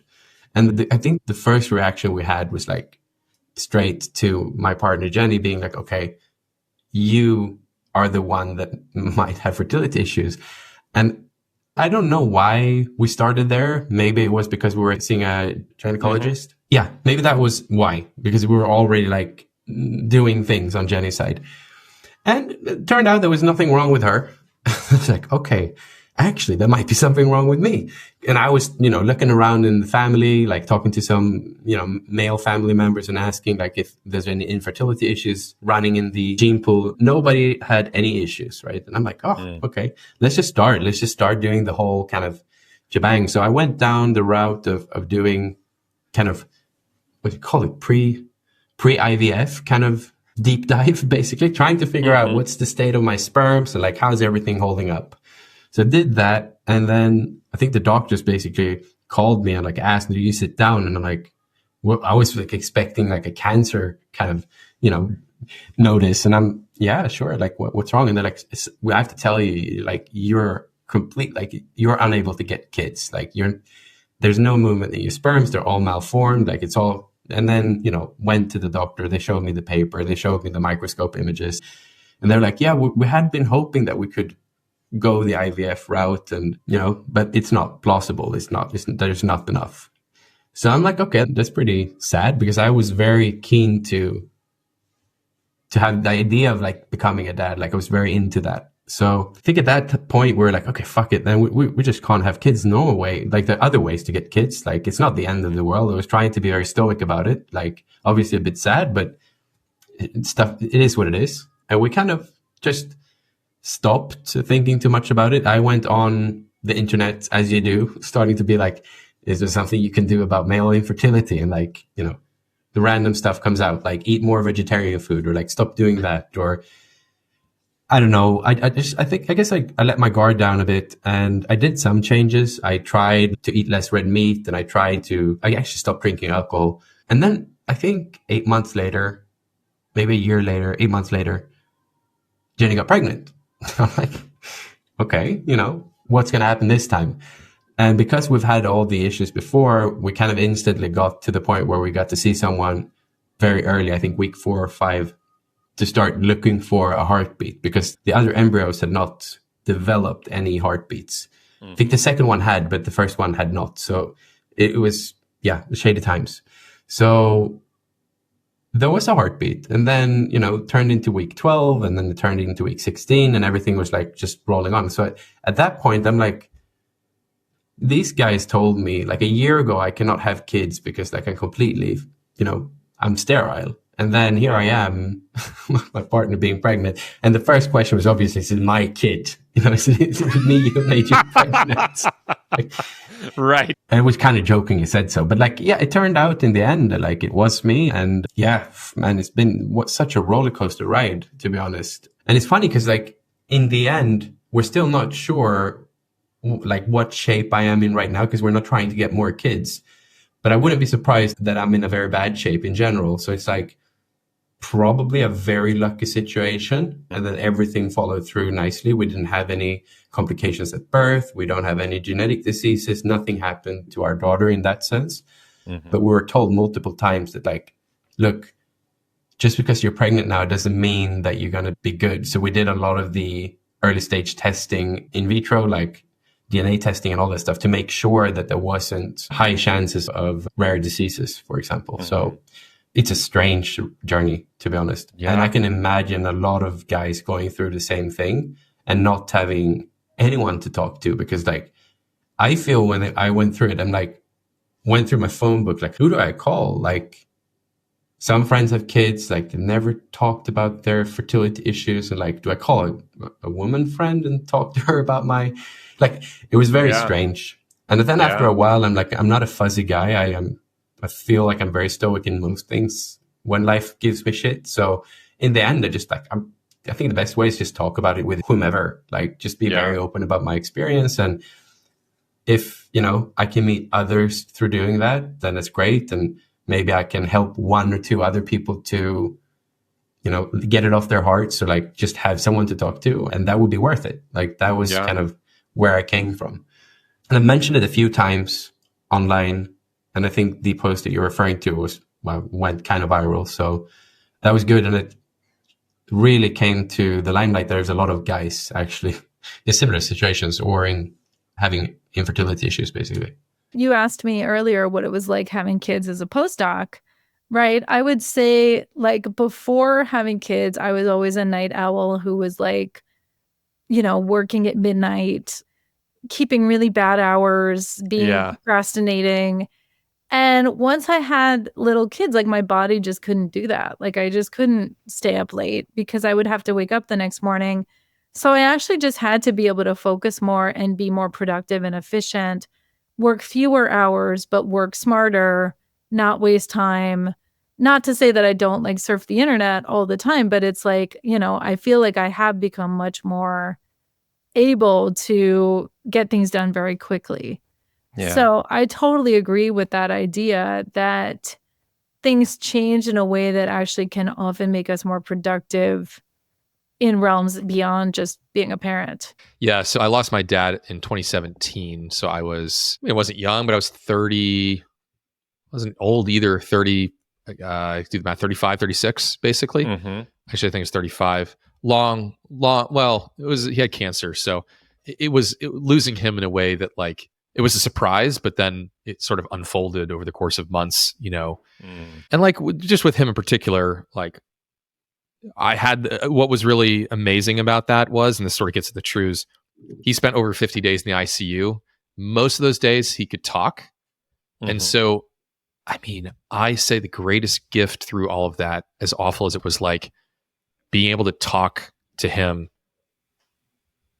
I mean, like the gift is like, you kind of know what's coming, right? Yeah. And so like you suddenly have a lot of those inhibitions and fears just disappear, right? And melt away and let you get at those truths, right? Without that thing of like, oh, I'll ask him next Thanksgiving, or I don't need to know that, or what if he says this and then that really hurts or whatever. So like that was one part, was just like nothing, no dumb question. And then there's no time like the present. Literally, there's only the present. So that was part of it. And then the other part was just, like you look back and sort of realize life is obviously extremely good, and our brains are really good at only remembering the good parts, And I think the other truth I learned is that like not everybody has the same relationship. Not every kid has the same relationship with the parent that you do. Mm. seems obvious. I've even said it a couple times during this talk, but like when you lose a parent, interesting how different siblings process it. Interesting how, their spouse processes it. Like that teaches you a lot of truths about, he was sort of a different, not that he was a different person to each of us, but he kind of was a different function and person and role for each of us. Yeah. And it doesn't mean that he did it right. Like in some of those cases, maybe the role he played or the function he wasn't adequate, definitely. But then you realize like, oh, but once you establish that, you're like, oh, wow. But then there were these common things like, oh, with each of us, he was like this. Oh, that's really interesting. Like that's a common way he interact with us. And then you sort of take that way and go like, oh, I didn't think of that as like potentially even unique, but now I realize that it's shared. Now we're getting at like the values that he must have had, right? Because he bothered to do that with each of us, right? That was important enough for him to like not forget for each of us to be that way. Yeah. So frankly, this is something I haven't talked about publicly with people, but we have 2 boys. And 2 years before my oldest son was born, we had another son, fully healthy baby. He just had complications in the delivery process and didn't make it.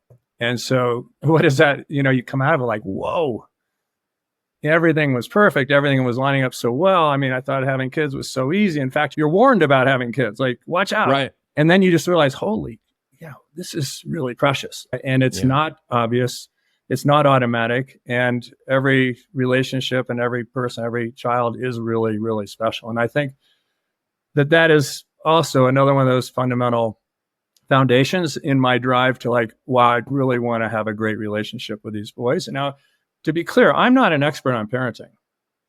I dove deep. I don't think any of us are, even the experts. Right. I dove deep on how to build relationships and memories with children because that was my priority. I just really wanted to do things that were meaningful with them. Yeah. Yeah. Bo is hyper intelligent, very self-driven, stubborn willed. Yeah, she's amazing. I think, there was a book called The Reason I Jumped that came out probably a decade or so ago that was written by a non-verbal autistic man in Japan who from the outside has would look like he had severe, autism and struggled to, understand most things. And it's a very articulate book. And I think it kind of shattered this preconception that autism and aptitude and IQ are all kind of bundled into one thing. So I understand that. I think the approach of interacting with Bo, it's more like she's understanding and feeling, the same way that our typical developing child is. But how she communicates that, it's almost like that filter is jumbled.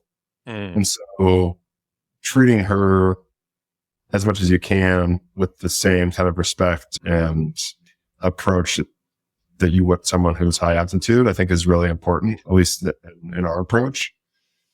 But it does have an added tax of that communication challenge manifests both in just more time and becoming dysregulated. And there's, a whole bunch of downstream effects like getting to sleep, like dealing with potty training, eating, all those things just have their own kind of special approach, which to my point, I don't know what it's like to not have to do those things because that's from the beginning. I mean, early on, we were fortunate enough to be in New York where I think they're more advanced maybe than some states and forward leaning on early indicators and markers. So I think by her 1-year appointment, there was some flags of like, let's keep tracking this. And then by the time she was 2, we're pretty confident that this was the situation. And so we're able to adjust early. We have family members that live in different states that have had maybe less. It feels like more of a out of nowhere thing because pediatrician in the early visits, they're like, it's probably fine. It's probably fine. And then the diagnosis comes down and it's like, wow, this feels like it was a total pivot where we maybe got there a little more gradually, just from the care providers giving us, warning and conversations about what we should be looking out for, how we can start reading, getting smarter about, what she might need. And ultimately, like, this is all, you're just reacting to the situation at hand and trying to provide the, the best, it sounds weird to say parenting experience or like, childhood experience, but You get what I'm saying. And I think our listeners will too.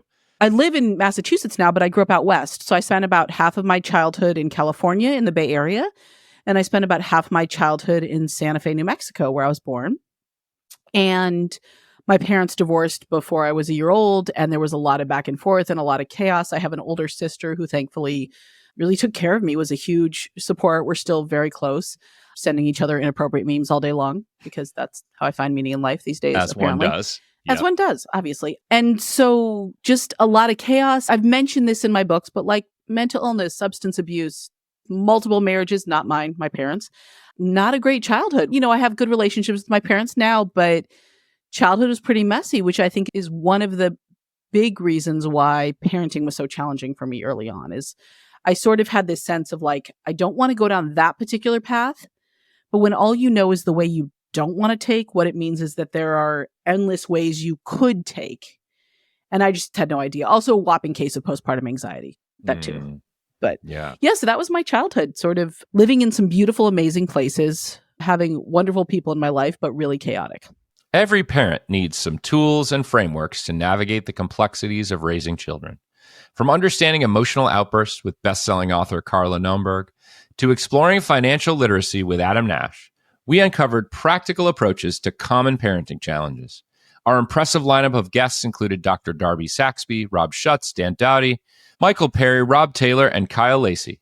And they shared their insights on everything from managing the should gremlins to harnessing FOMO for more purposeful parenting. These conversations gave us new ways to think about achievement, presence, and the transformative journey of fatherhood.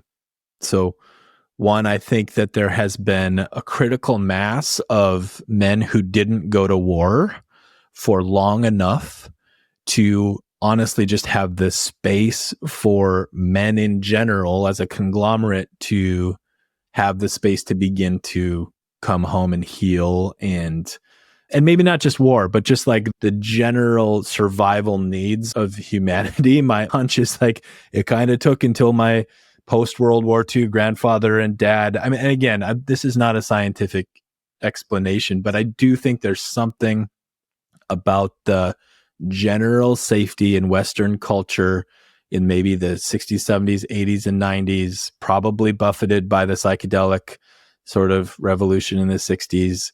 And then also the second main thing I would name would just be the kind of like the fruition and maturation of the feminist movement in the past, 60 years. Mm-hmm. One resource I love to name, and if anybody takes it up, I think it's a worthwhile read. One of the best books to give the fundamentals of this whole situation with boys and men is called The Will to Change by Bell Hooks, the prolific feminist author and leader. And her loving portrait of how our society impacts men and boys to the negative is, I think it's necessary reading for parents of boys. So yeah, man, I mean, it's big stuff, it's big stuff. And I don't know, that's my sort of current best answer. You're already getting the idea, and I'm sure anyone listening is getting the idea already, that I was in some ways a fairly typical Silicon Valley kid playing video games and, love comic book characters and that sort of thing. So superpowers, though, is just an analogy that I actually started using at work.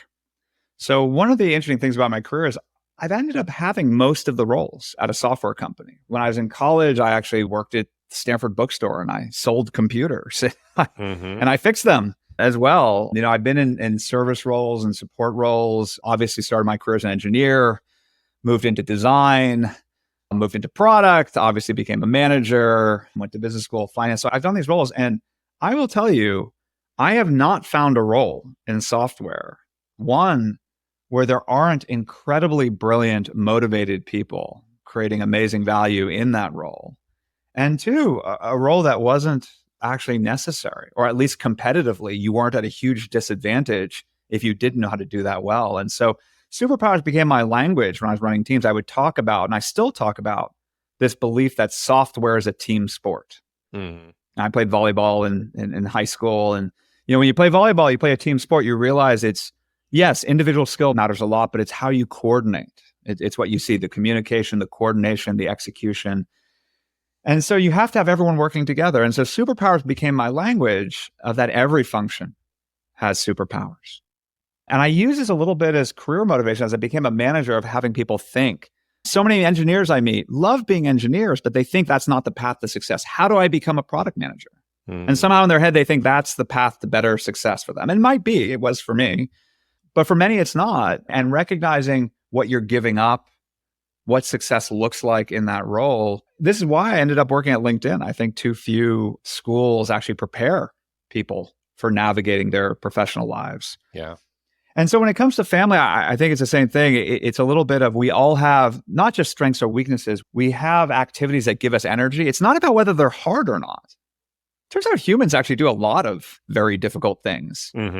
Sometimes unnecessarily. Let's be clear. We're not always very rational about it, but we do a lot of very difficult things. And we do it because they give us energy. We actually like the challenge. I mean, this is about product. We like the constraints. We like the challenge.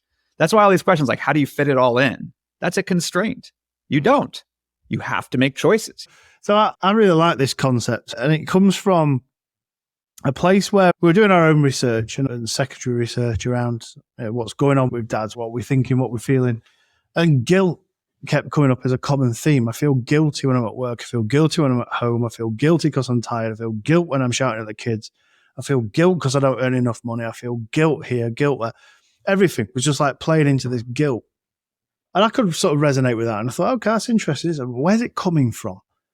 And I just thought, well, it comes from so many external places, because this is where I coined the phrase, the should gremlins. Because, for example, you go up to the playground on school drop-off or school pickup, or my wife would be up there while I'm at work, and you'd hear things like, oh, Rob should really be home in time for dinner more, or Rob really should make an effort and do some more school drop-offs, or the kids really shouldn't be on iPads that much, or the kids really should be doing more maths, or Rob really should be earning more money.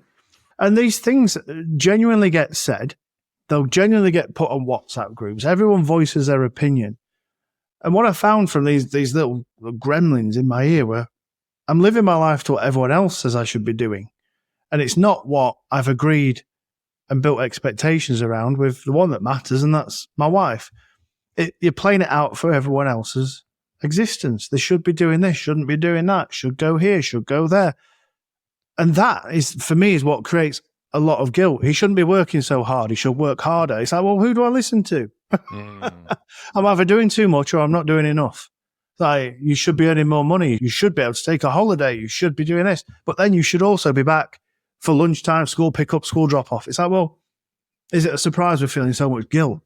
When, if you're employed, you have to be in a place. If you work for yourself, you have to keep pushing. Something has to give somewhere. So it's not surprising for me that men in particular are feeling overwhelmed. They're feeling guilt, which then leads to shame, which then leads to loneliness. And it's a real vicious cycle. And I wish people had catch themselves when they say what people should be doing and shouldn't be doing. So, well, if you want to live that, that's cool, but maybe it's not right for us. So that's where the should gremlins come from. The little menaces. Yeah, I imagine these like little should gremlins like dancing around on the tabletop or something like that. This is an image that I'm gonna go ask ChatGPT to make it for me. I was just thinking. What do you do to combat the should gremlins? Because they never stop, right? So you have to always keep them at bay.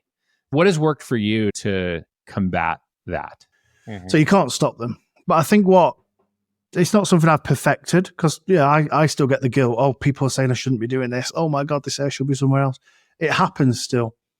But for me, it's about working with those that are closest to you at home. I think when I purposely sat down with the missus, the wife, and said, what do we need to achieve? What do we need to do? Do we know what our budgets are? Do we know what our financial needs are of the house? Do you know what I want to achieve in business and travel or wherever? Do you know what that is? What do you want to achieve? Yeah. So this is a huge topic, right? This is the subject of my entire book and over a decade of research. But I think the best place to start is to understand what is distraction, right? Let's kind of define this for ourselves so we know what we're talking about. I'm kind of a word nerd, and it's important to clarify what we're talking about. The best way to understand what distraction is to understand what distraction is not. What's the opposite of distraction? So when people say, I don't want to get distracted, what do they mean? They say, I want to be focused. They think focus is the opposite of distraction. But that's not exactly right. The opposite of distraction is not focus. The opposite of distraction is traction. Okay. They're opposites, obviously. Right. Until I put the words next to each other, I never actually realized this, but you've got traction and then you've got distraction. They're opposites. They actually both come from the same Latin root, trahare, which means to pull. They also end in the same 6-letter word, A-C-T-I-O-N, that spells action, reminding us that distraction is not something that happens to us. Most people think, oh, it's my kids, it's my phone, it's the news, it's these things that distracted me. That's not actually accurate. These things are actions that you yourself take. So traction, by definition, is any action that pulls you towards what you said you were going to do. Things you do with intent, things that move you closer to your values and help you become the kind of person you want to become. Those are acts of traction. The opposite, distraction, is any action that pulls you away from what you plan to do, away from your values, away from becoming the kind of person you want to become. So this is really important. This isn't just semantics, because I would argue that any action that is done with intent, is what you wanted to do ahead of time, is traction, including the hobgoblins, right? All the evil things that we think are distractions. I think none of those are distraction unless you are not doing them with intent. So as Dorothy Parker said, the time you plan to waste is not wasted time.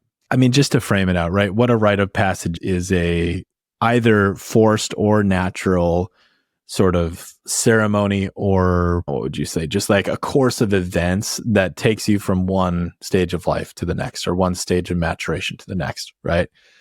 The reason I like answering this today is that I literally think, like, last week, I think I don't know. I'm in the process of something happening right now. I just took a month off for the first time since I've been a dad. Mm-hmm. And part of that was like a 2-week meditation retreat. And honestly, as much as fatherhood has been literally the greatest joy of my life, like, I've also not been okay for the last 7 years. Mm-hmm. Like, it's this paradoxical both thing, right? Like, so what I'm coming around to is like an initiation or a rite of passage traditionally is sort of run or facilitated by a group of elders or a group within your community to really clearly appoint you as part of the community in a new light, in a new role. Mm-hmm.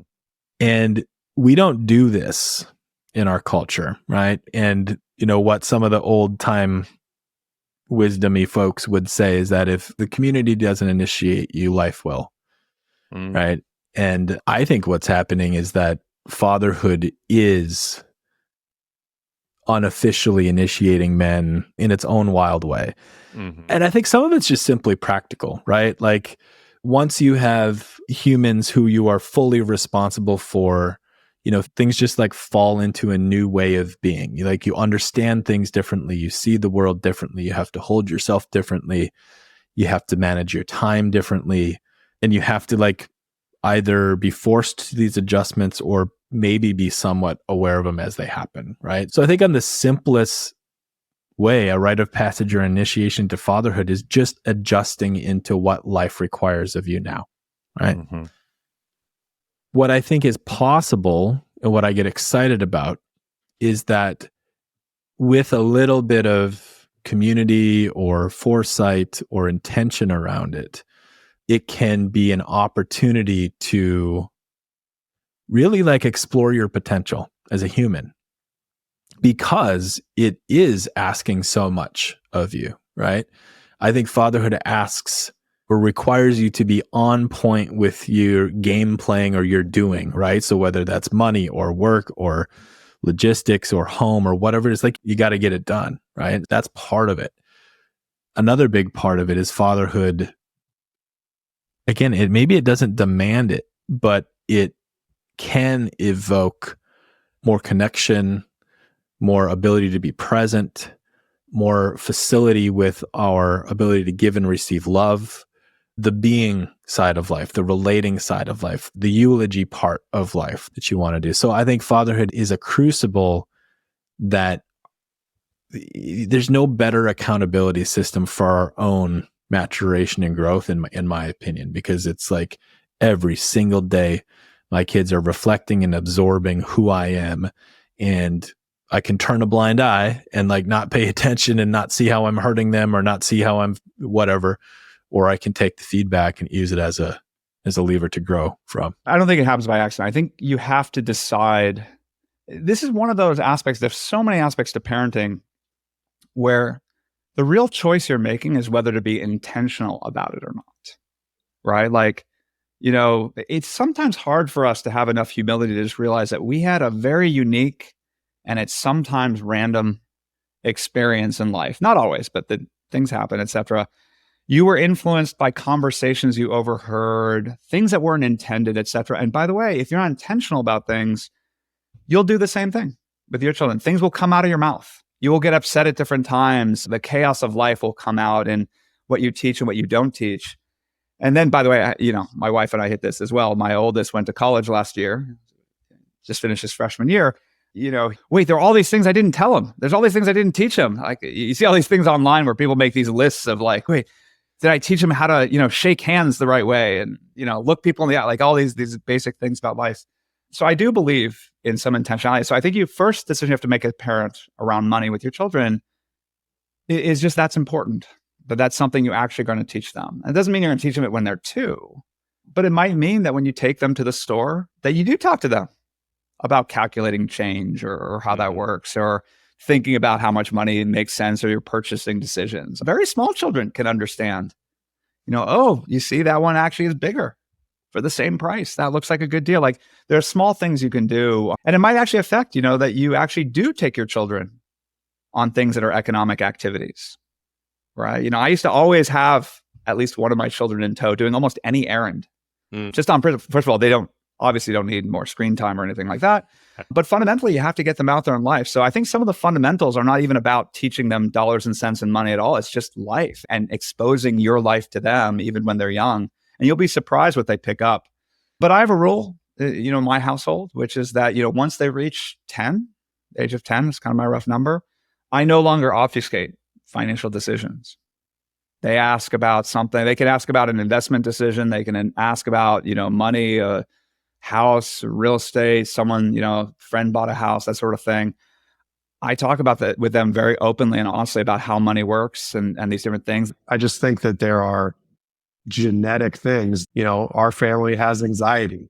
We have addiction in our family, right? Like those things are like, you can't, I mean, you said you could show a good example, like you can model the behavior that you want, but you know, I have siblings that were raised like I was, and they have different anxiety issues than I do. Right. And so, you know, I'm not going to get into, have you read the scientific paper and do you really know? And I think you can, whatever answer, there's great papers on whether nature works and whether nurture works. But for me, it's been try to model the behavior appropriately, live the values that you want, and, you know, love your kid, because ultimately that's really all you can do.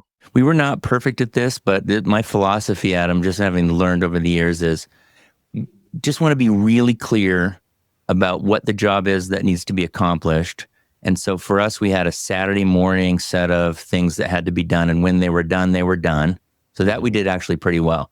If you could get your jobs done before 9, then you had the rest of the day. If you get your jobs done before 10, you had the rest of the day. If you were going to kind of dilly-dally around and you weren't going to be done until after lunch, like, okay, that's fine. Yeah. And my domain, this sounds very gender stereotypical, but my domain was the outdoors. Mm-hmm. And so I would give them outdoor chores. Lisa would give them indoor chores. So I'd have to clean my room and then have one indoor zone. And then I would give them an outdoor zone. And I would write those outdoor zones down on a piece of paper. I'd leave it on the counter, and it'd be like a sign-up sheet. So, and we had 6 kids, right? Yeah. So, and then I'd have like job, empty column for name, and then prize. And the prize would be something like honor and glory, bragging rights, first to be done. Like there would be nothing. But you'd be surprised at how motivated the kids were to get up first and get down there and grab the one that was going to allow them to be done first. I mean, I would say hang in there.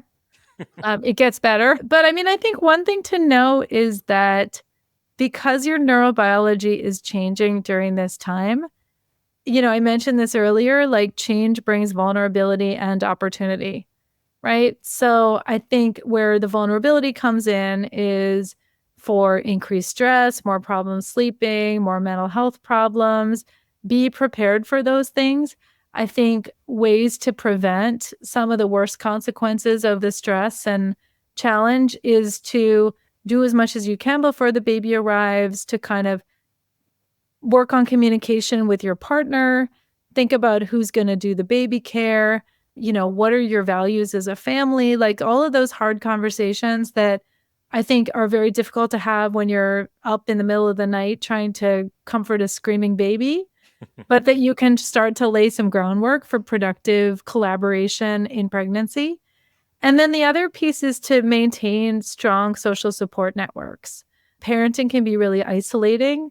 And I think for men in particular, like women are sort of inducted into this secret society of other moms where there's tons of Facebook groups, there's tons of resources, there's community groups, there's meetups. And men don't really get that same like infrastructure around like bonding with other dads. That's why I think it's great that you do this podcast. I think it's great when dads can talk about being dads, like, because finding community is such an important part of being a healthy, happy person. So I would say like invest in friendships, invest in extended family relationships, know who you can ask for help, like have people that can come over and hold the baby.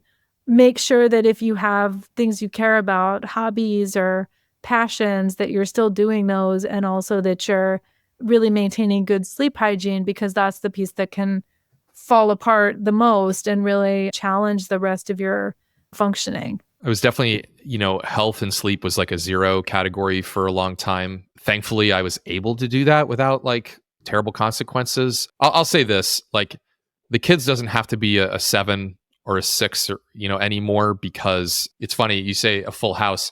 Yes and no. Actually, the thing about teenagers that is really surprising is how absent they are compared to before.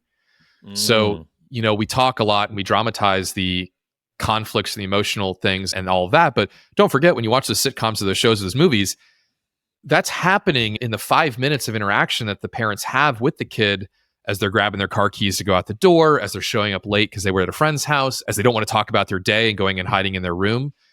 So that you're not physically engaged or present with them as much, even though they're still there, right? And I think that's a healthy thing. It's a great thing. And my son's like, "Hey, I'm gonna go over to my friend's house and do this tonight."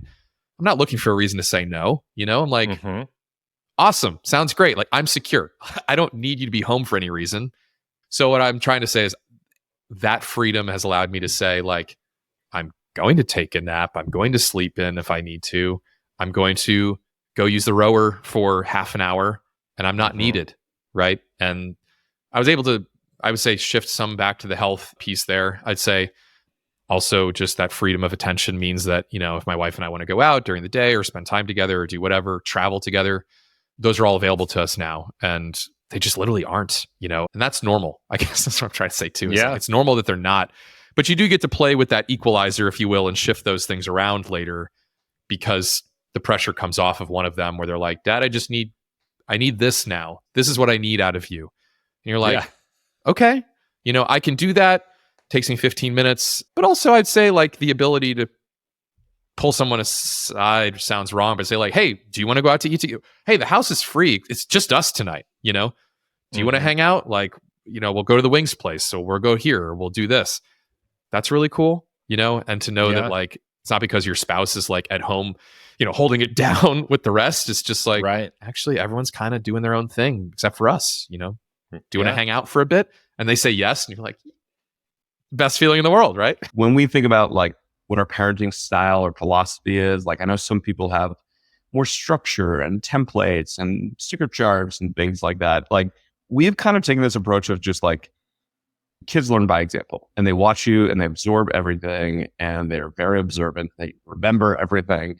And so we've just tried to really make it a point, like the way that we treat other people is one of the most important examples we can set for our kids. So, we try and do that with everyday things. If it's people coming to drop off the mail and we have kids giving them water, or if it's talking to cleaning people, if they're coming by, like treating people like human beings. But then in bigger ways too, we really like them getting involved with service and giving back. One thing we try to do is just be complementary as partners. Like if somebody doesn't fucking have it that day, other person picks it up. You know, Yep. it's like we also try hard, not always, but to not like criticize each other on the parenting. That is just a losing effort all the way around, It is. even if you're right or they're right or whatever, because parenting is hard and it is stressful and there's history and, you know, you're just trying to kind of keep it together and keep things calm. So they're human. So that's the first reason they freak out. It's just part of the human experience. And literally our nervous systems are developed this way because if you go back to, again, our woolly mammoth, prehistoric, making up words about ancient times days, our limbic system, which is this really old sort of reptilian part of our brain that's way in the back here above our neck, was designed to keep us alive. Mm-hmm. And if there is any real or perceived danger, it takes the reins, it takes control, and just launches us into like all systems go, freak out, whatever that looks like to stay alive. And so we really need this part of our brain. It's crucial for survival and passing along the genes and creating other little humans who also freak out. I think what happens is that kids freak out more often than adults, although I don't know if that's true anymore. I don't know. I'm feeling really jaded about humanity in this particular moment. But I think on a day-to-day basis, kids probably freak out more than adults. And there are a few different reasons. One is that their prefrontal cortex, which I've mentioned a couple times, is the part of your brain right behind your forehead that I think many of your listeners know by now, isn't fully online until people are about like 22 or 23 years old, which is why we see college students lighting things on fire and throwing them out the window. Because I don't know. I have to be sure. Yeah. Did that? I feel like that happened like a lot when I was in college. Yeah, or setting couches on fire, or Why? you know, Why? whatever. Why are we setting things on fire? I mean, apparently we like it. Yeah, I don't know. Like really dumb stuff. Anyways, because there is still this part of their brain, the part of your brain that's like, ooh, don't do that, buddy. That's not always like, that's not fully there yet. Mm-hmm. So when something happens that triggers them, that pushes their buttons, right? The part of their brain that's supposed to be there and say, hey, this isn't the end of the world. You don't need to freak out. Nothing truly terrible is happening. It's just kind of unpleasant. That part of their brain isn't fully functioning yet. And that prefrontal cortex kind of behaves like a muscle. It's not a muscle. We don't have muscles in our brain, but it gets tired. And so the more we use it over the course of a day, the less available it is to us towards the end of the day. So, you know, this is why little kids are losing it completely right before nap time because they're exhausted. And not only they're physically exhausted, but this part of their brain is exhausted. Or it's why if you're an adult and you get to the end of the day and you've been adulting all day long and you've been managing the kids and paying the bills and being at work and following rules and doing a million things and all of these prefrontal cortex activities, managing spreadsheets, whatever, like listening to your boss and not losing it with him or her. And then you get to the end of the day and you're like, I literally can't figure out what to have for dinner. Like this thing I have done every single day of my adult life now currently completely eludes me. Yeah. It's because your prefrontal cortex is toast. Yeah. Like your brain is like, I got nothing for you, lady. FOMO makes me present.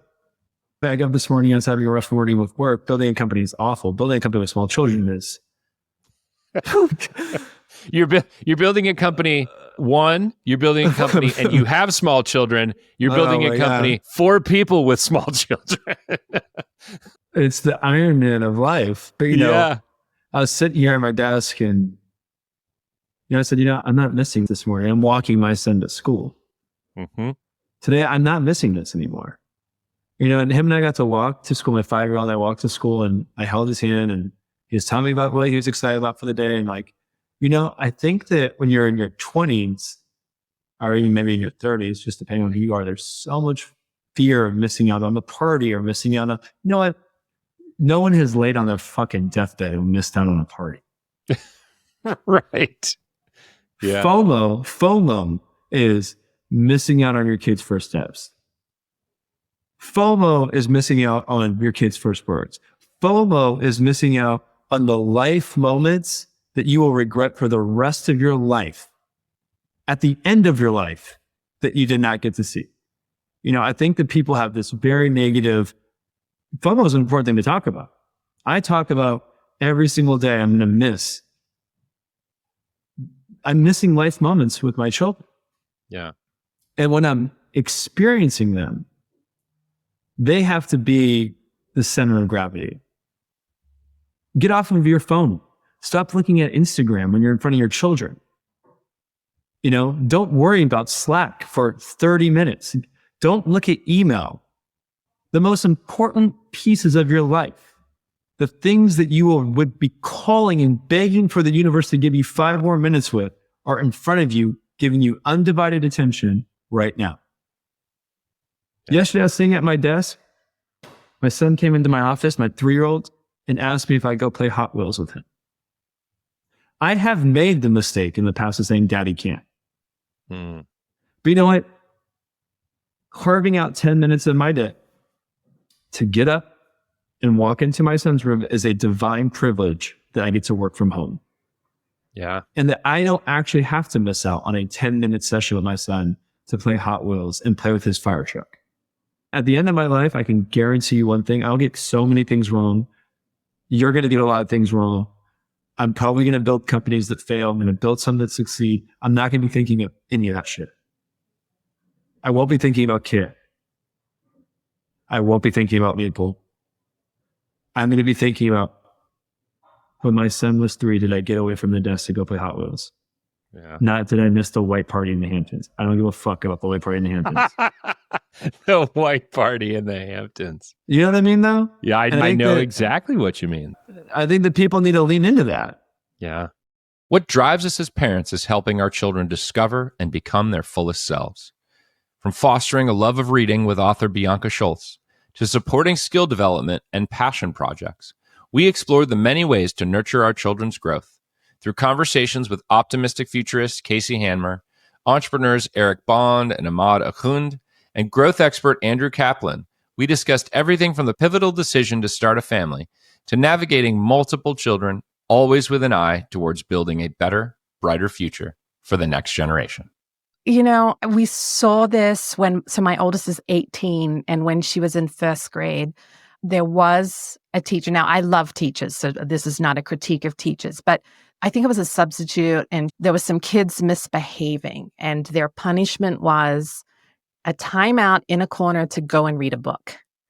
And in my mind, I was like, well, no, you've disconnected reading as like a punishment or as a negative moment. So don't do that. Don't do that. I feel like we want reading to be fun. So here's what I do with my kids. Right from the get-go as babies, we read every single day. So if you're a parent at the beginning of the stage, build that in. Have books around, lots of books around that you can go to your library, get your library card. Kids love visiting the library. You can get at my library 50 books at a time, and we all each have our own cards. So, however many family members times 50, you could have books in every single room just available, right? So have books accessible, try and read to them like right before nap time or right at bedtime. So that's at the beginning, and establish that as your routine right up front. So that feels comforting to them, that picking up a book and reading feels comforting. And it says, this is peaceful time and I'm going to enjoy this, right?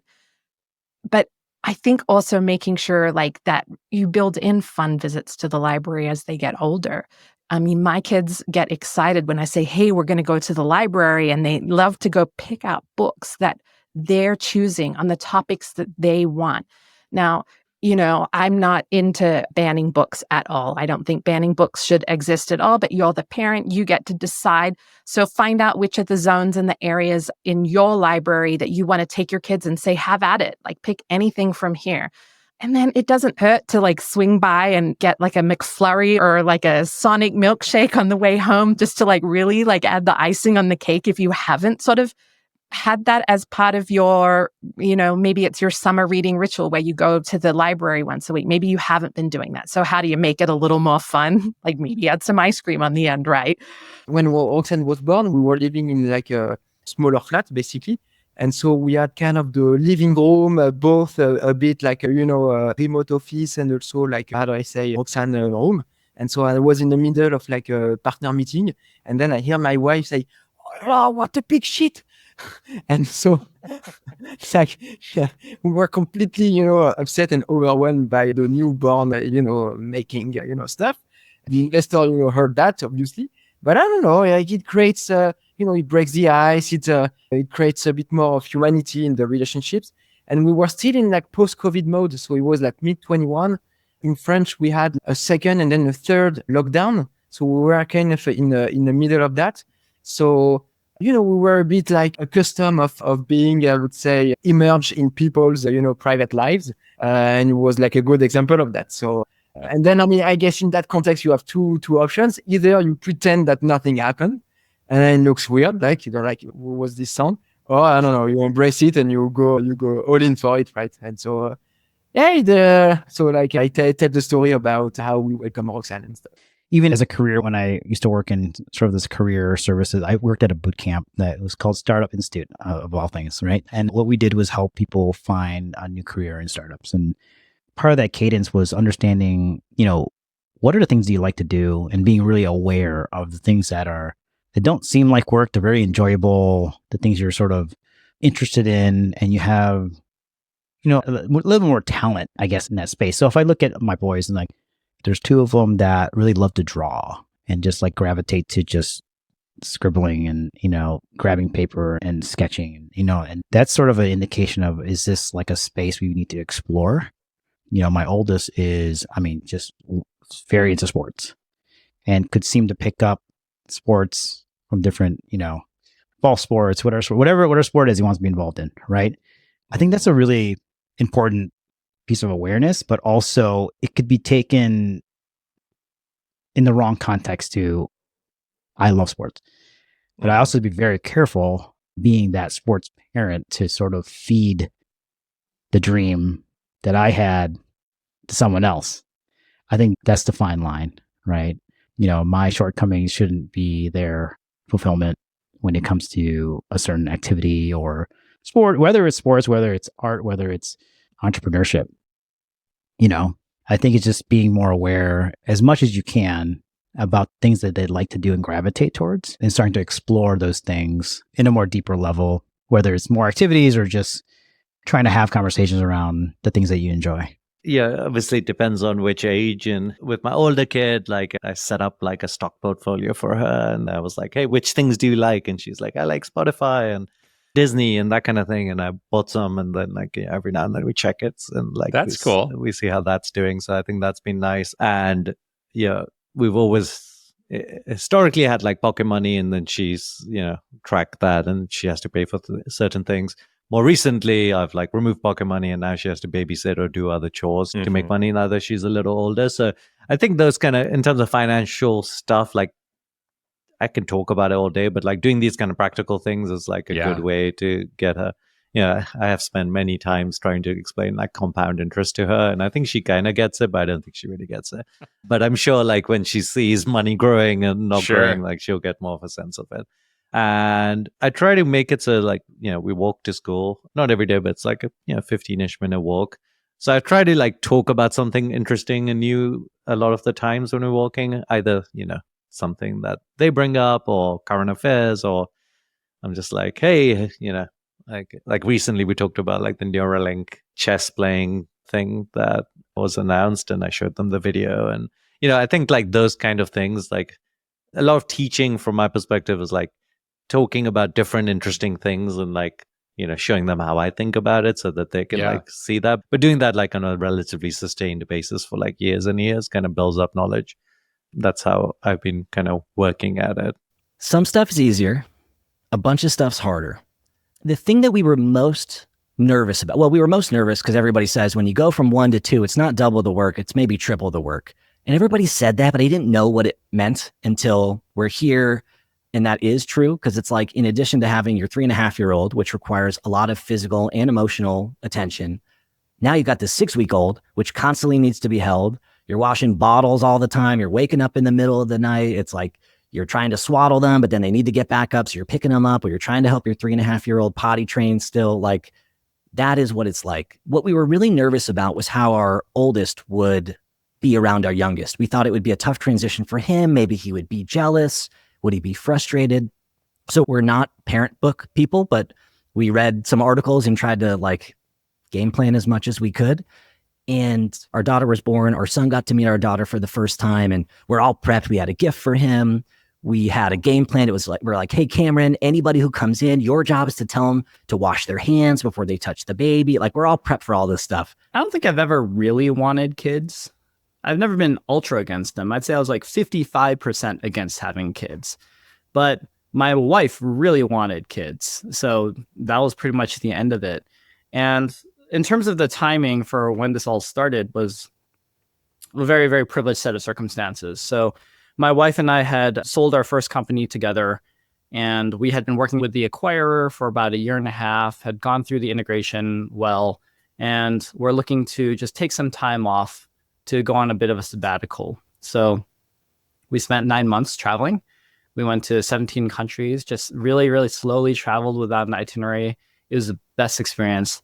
And then somewhere in Poland, we definitely got pregnant because I found out in Germany that, she woke me up at 3 a.m. saying like, I am pregnant.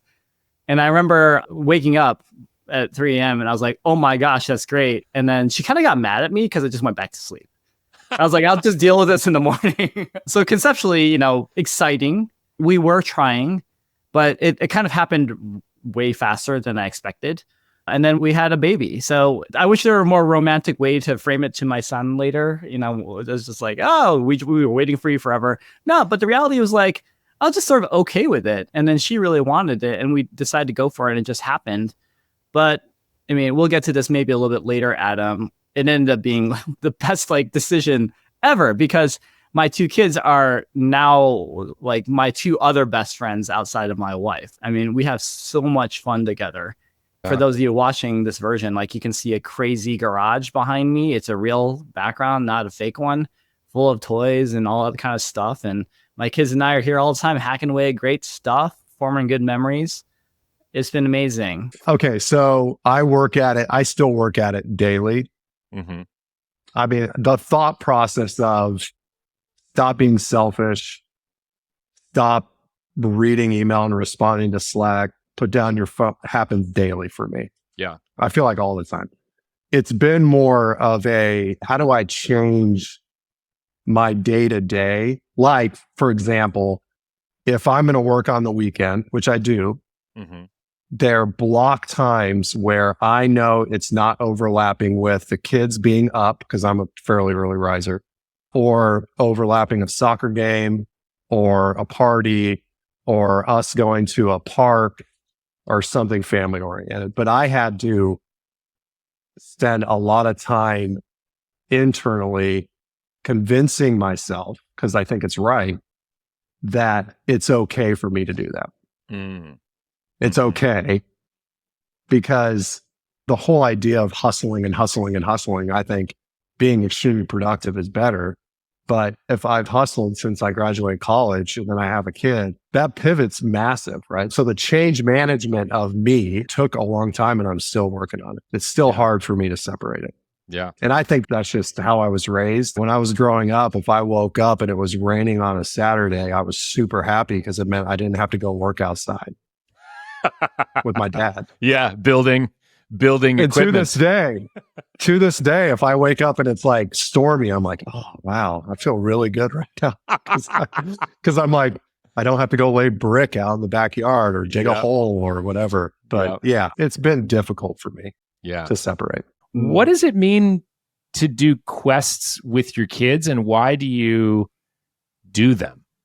Yeah, it's sort of just a made up concept. I think it's mostly in my head and starting to become a real thing in the real world. I guess the background story here is that my son wanted really nice, expensive batting gloves, where we play a ton of baseball, and I grew up playing baseball, played my whole life.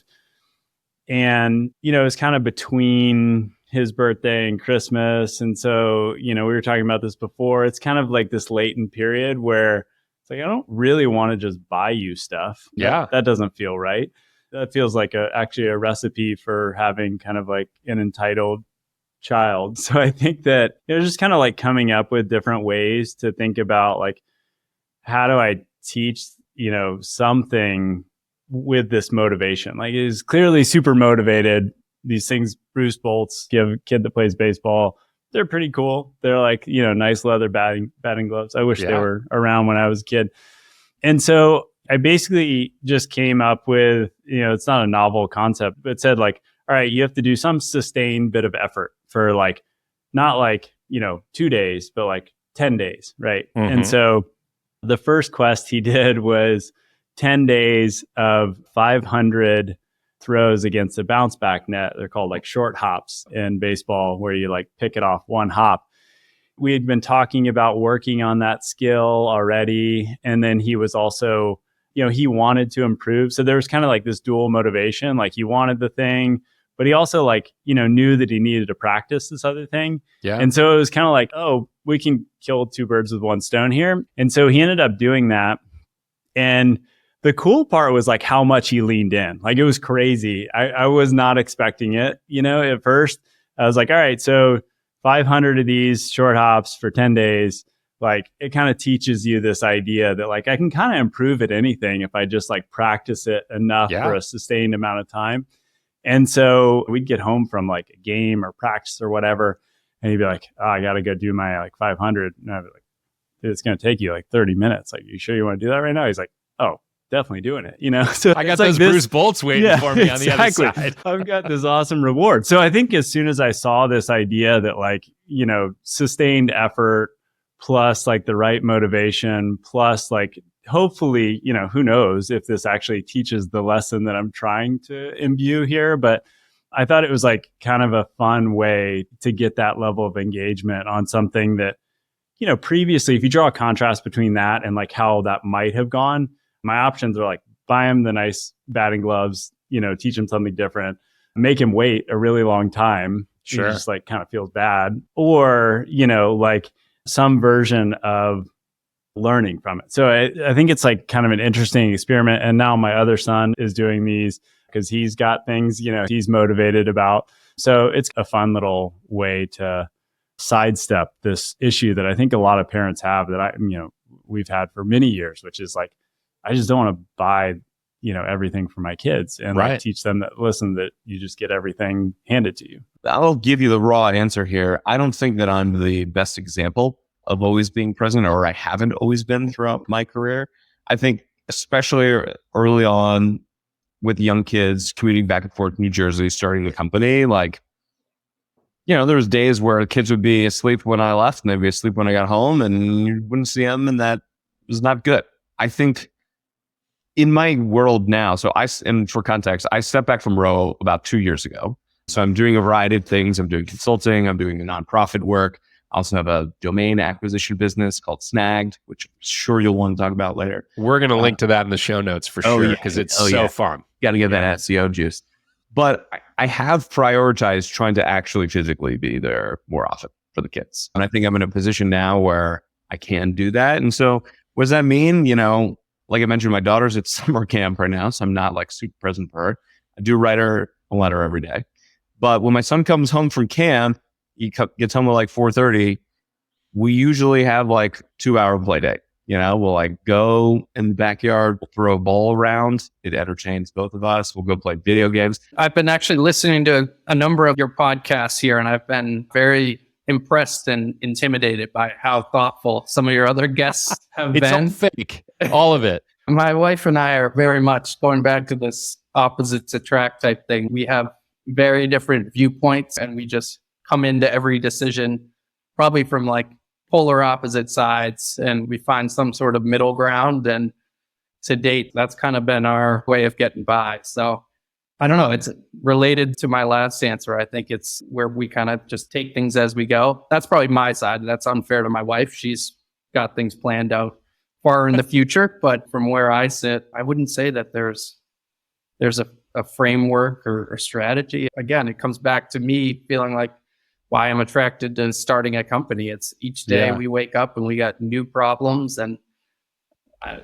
it's not worth trying to come up with some sort of framework or strategy, because tomorrow's problem is going to be totally outside it, and we just have to figure it out. So that's kind of been my parenting approach. Well, I think a lot of people will blame this on social media, but I've certainly seen it's kind of fashionable, particularly in my generation, particularly amongst childless people, to kind of default to pessimism and criticism without actually realizing that compared to any time in history, now is not only the best for almost everyone, but also the time with the most democratized tools for creation and innovation. So like, sure, like 200 years ago, if you're some landless peasant, yeah, generally you can complain.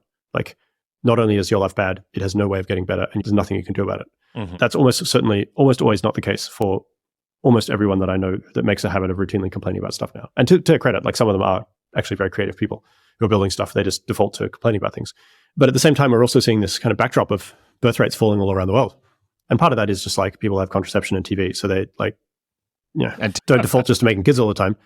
Well, I mean, I think the TikTok generation is largely probably a little young to be having this is true. But it's certainly a Facebook or whatever. But at the same time, like, I think it's very hard to feel enthusiastic about having as many children as you can afford if, first of all, you're delaying child rearing later in life because of economic necessity, perceived or otherwise, or if you think that the future is going to be terrible, right? If you think that like things have only gotten worse in the 20th century and they're getting even worse now, then any moment now, like my net worth will be $1 million and I'll be completely miserable. And I think money doesn't buy happiness. Obviously, children make me far more happier than money ever has. Although I think a lack of money can certainly drive misery, particularly if you have children involved. But I think if you think the future is going to be rad, it would be really cool to like make little humans and have them run around. I would say actually that there is a chance that the falling birth rate, delayed onset, child rearing, blah, blah, blah problems go away in the same way that it seems that like these GLP-1 agonist drugs like Ozempic and Mounjaro and so on are like, there's a good chance that like they'll certainly take the edge off, if not outright cure obesity and obesity-related illnesses for large swaths of the world's population in the next few decades, which is that sooner or later humans are going to figure out how to hack aging and not die. And so like if you think, well, the problem with birth rate is that people have like functionally a 20-year window in which to have children and they spend 15 of those years building a career. Well, if you can extend that window to 200 years, it's not a problem anymore. Right? And if people are no longer like, which obviously like consumes a lot of the resources that they produce during their lifetime, as well as being downright unfun for the people who are actually in the process of dying, then the kind of that problem goes away. And actually that kind of feeds into the optimism. I think we're going to crack this. I think, like there is a countably finite number of people who are going to die of natural causes in the remainder of the century. And it's a lot smaller than people would otherwise think. Yeah. We might not get there this year or this decade, but we will get there. It's like we have the ability to completely read and write and study essentially biochemistry. It is complex, but its complexity is finite. And we're getting very, very good at making computers that can think. So like, we're going to solve this problem and live forever, at least for a long time. Thank you for listening to the best of Startup Dad from 2024. If you enjoyed the show, please subscribe, share, and leave me a review on Apple or Spotify. It'll help other people find this podcast. Startup Dad is a Fishman AF production with editing support from Tommy Heron. You can join a community of 11,000 subscribers and stay up to date on my thoughts on growth, product, and parenting by subscribing to the Fishman AF newsletter at www.fishmanafnewsletter.com. Thanks for listening. See you in the new year.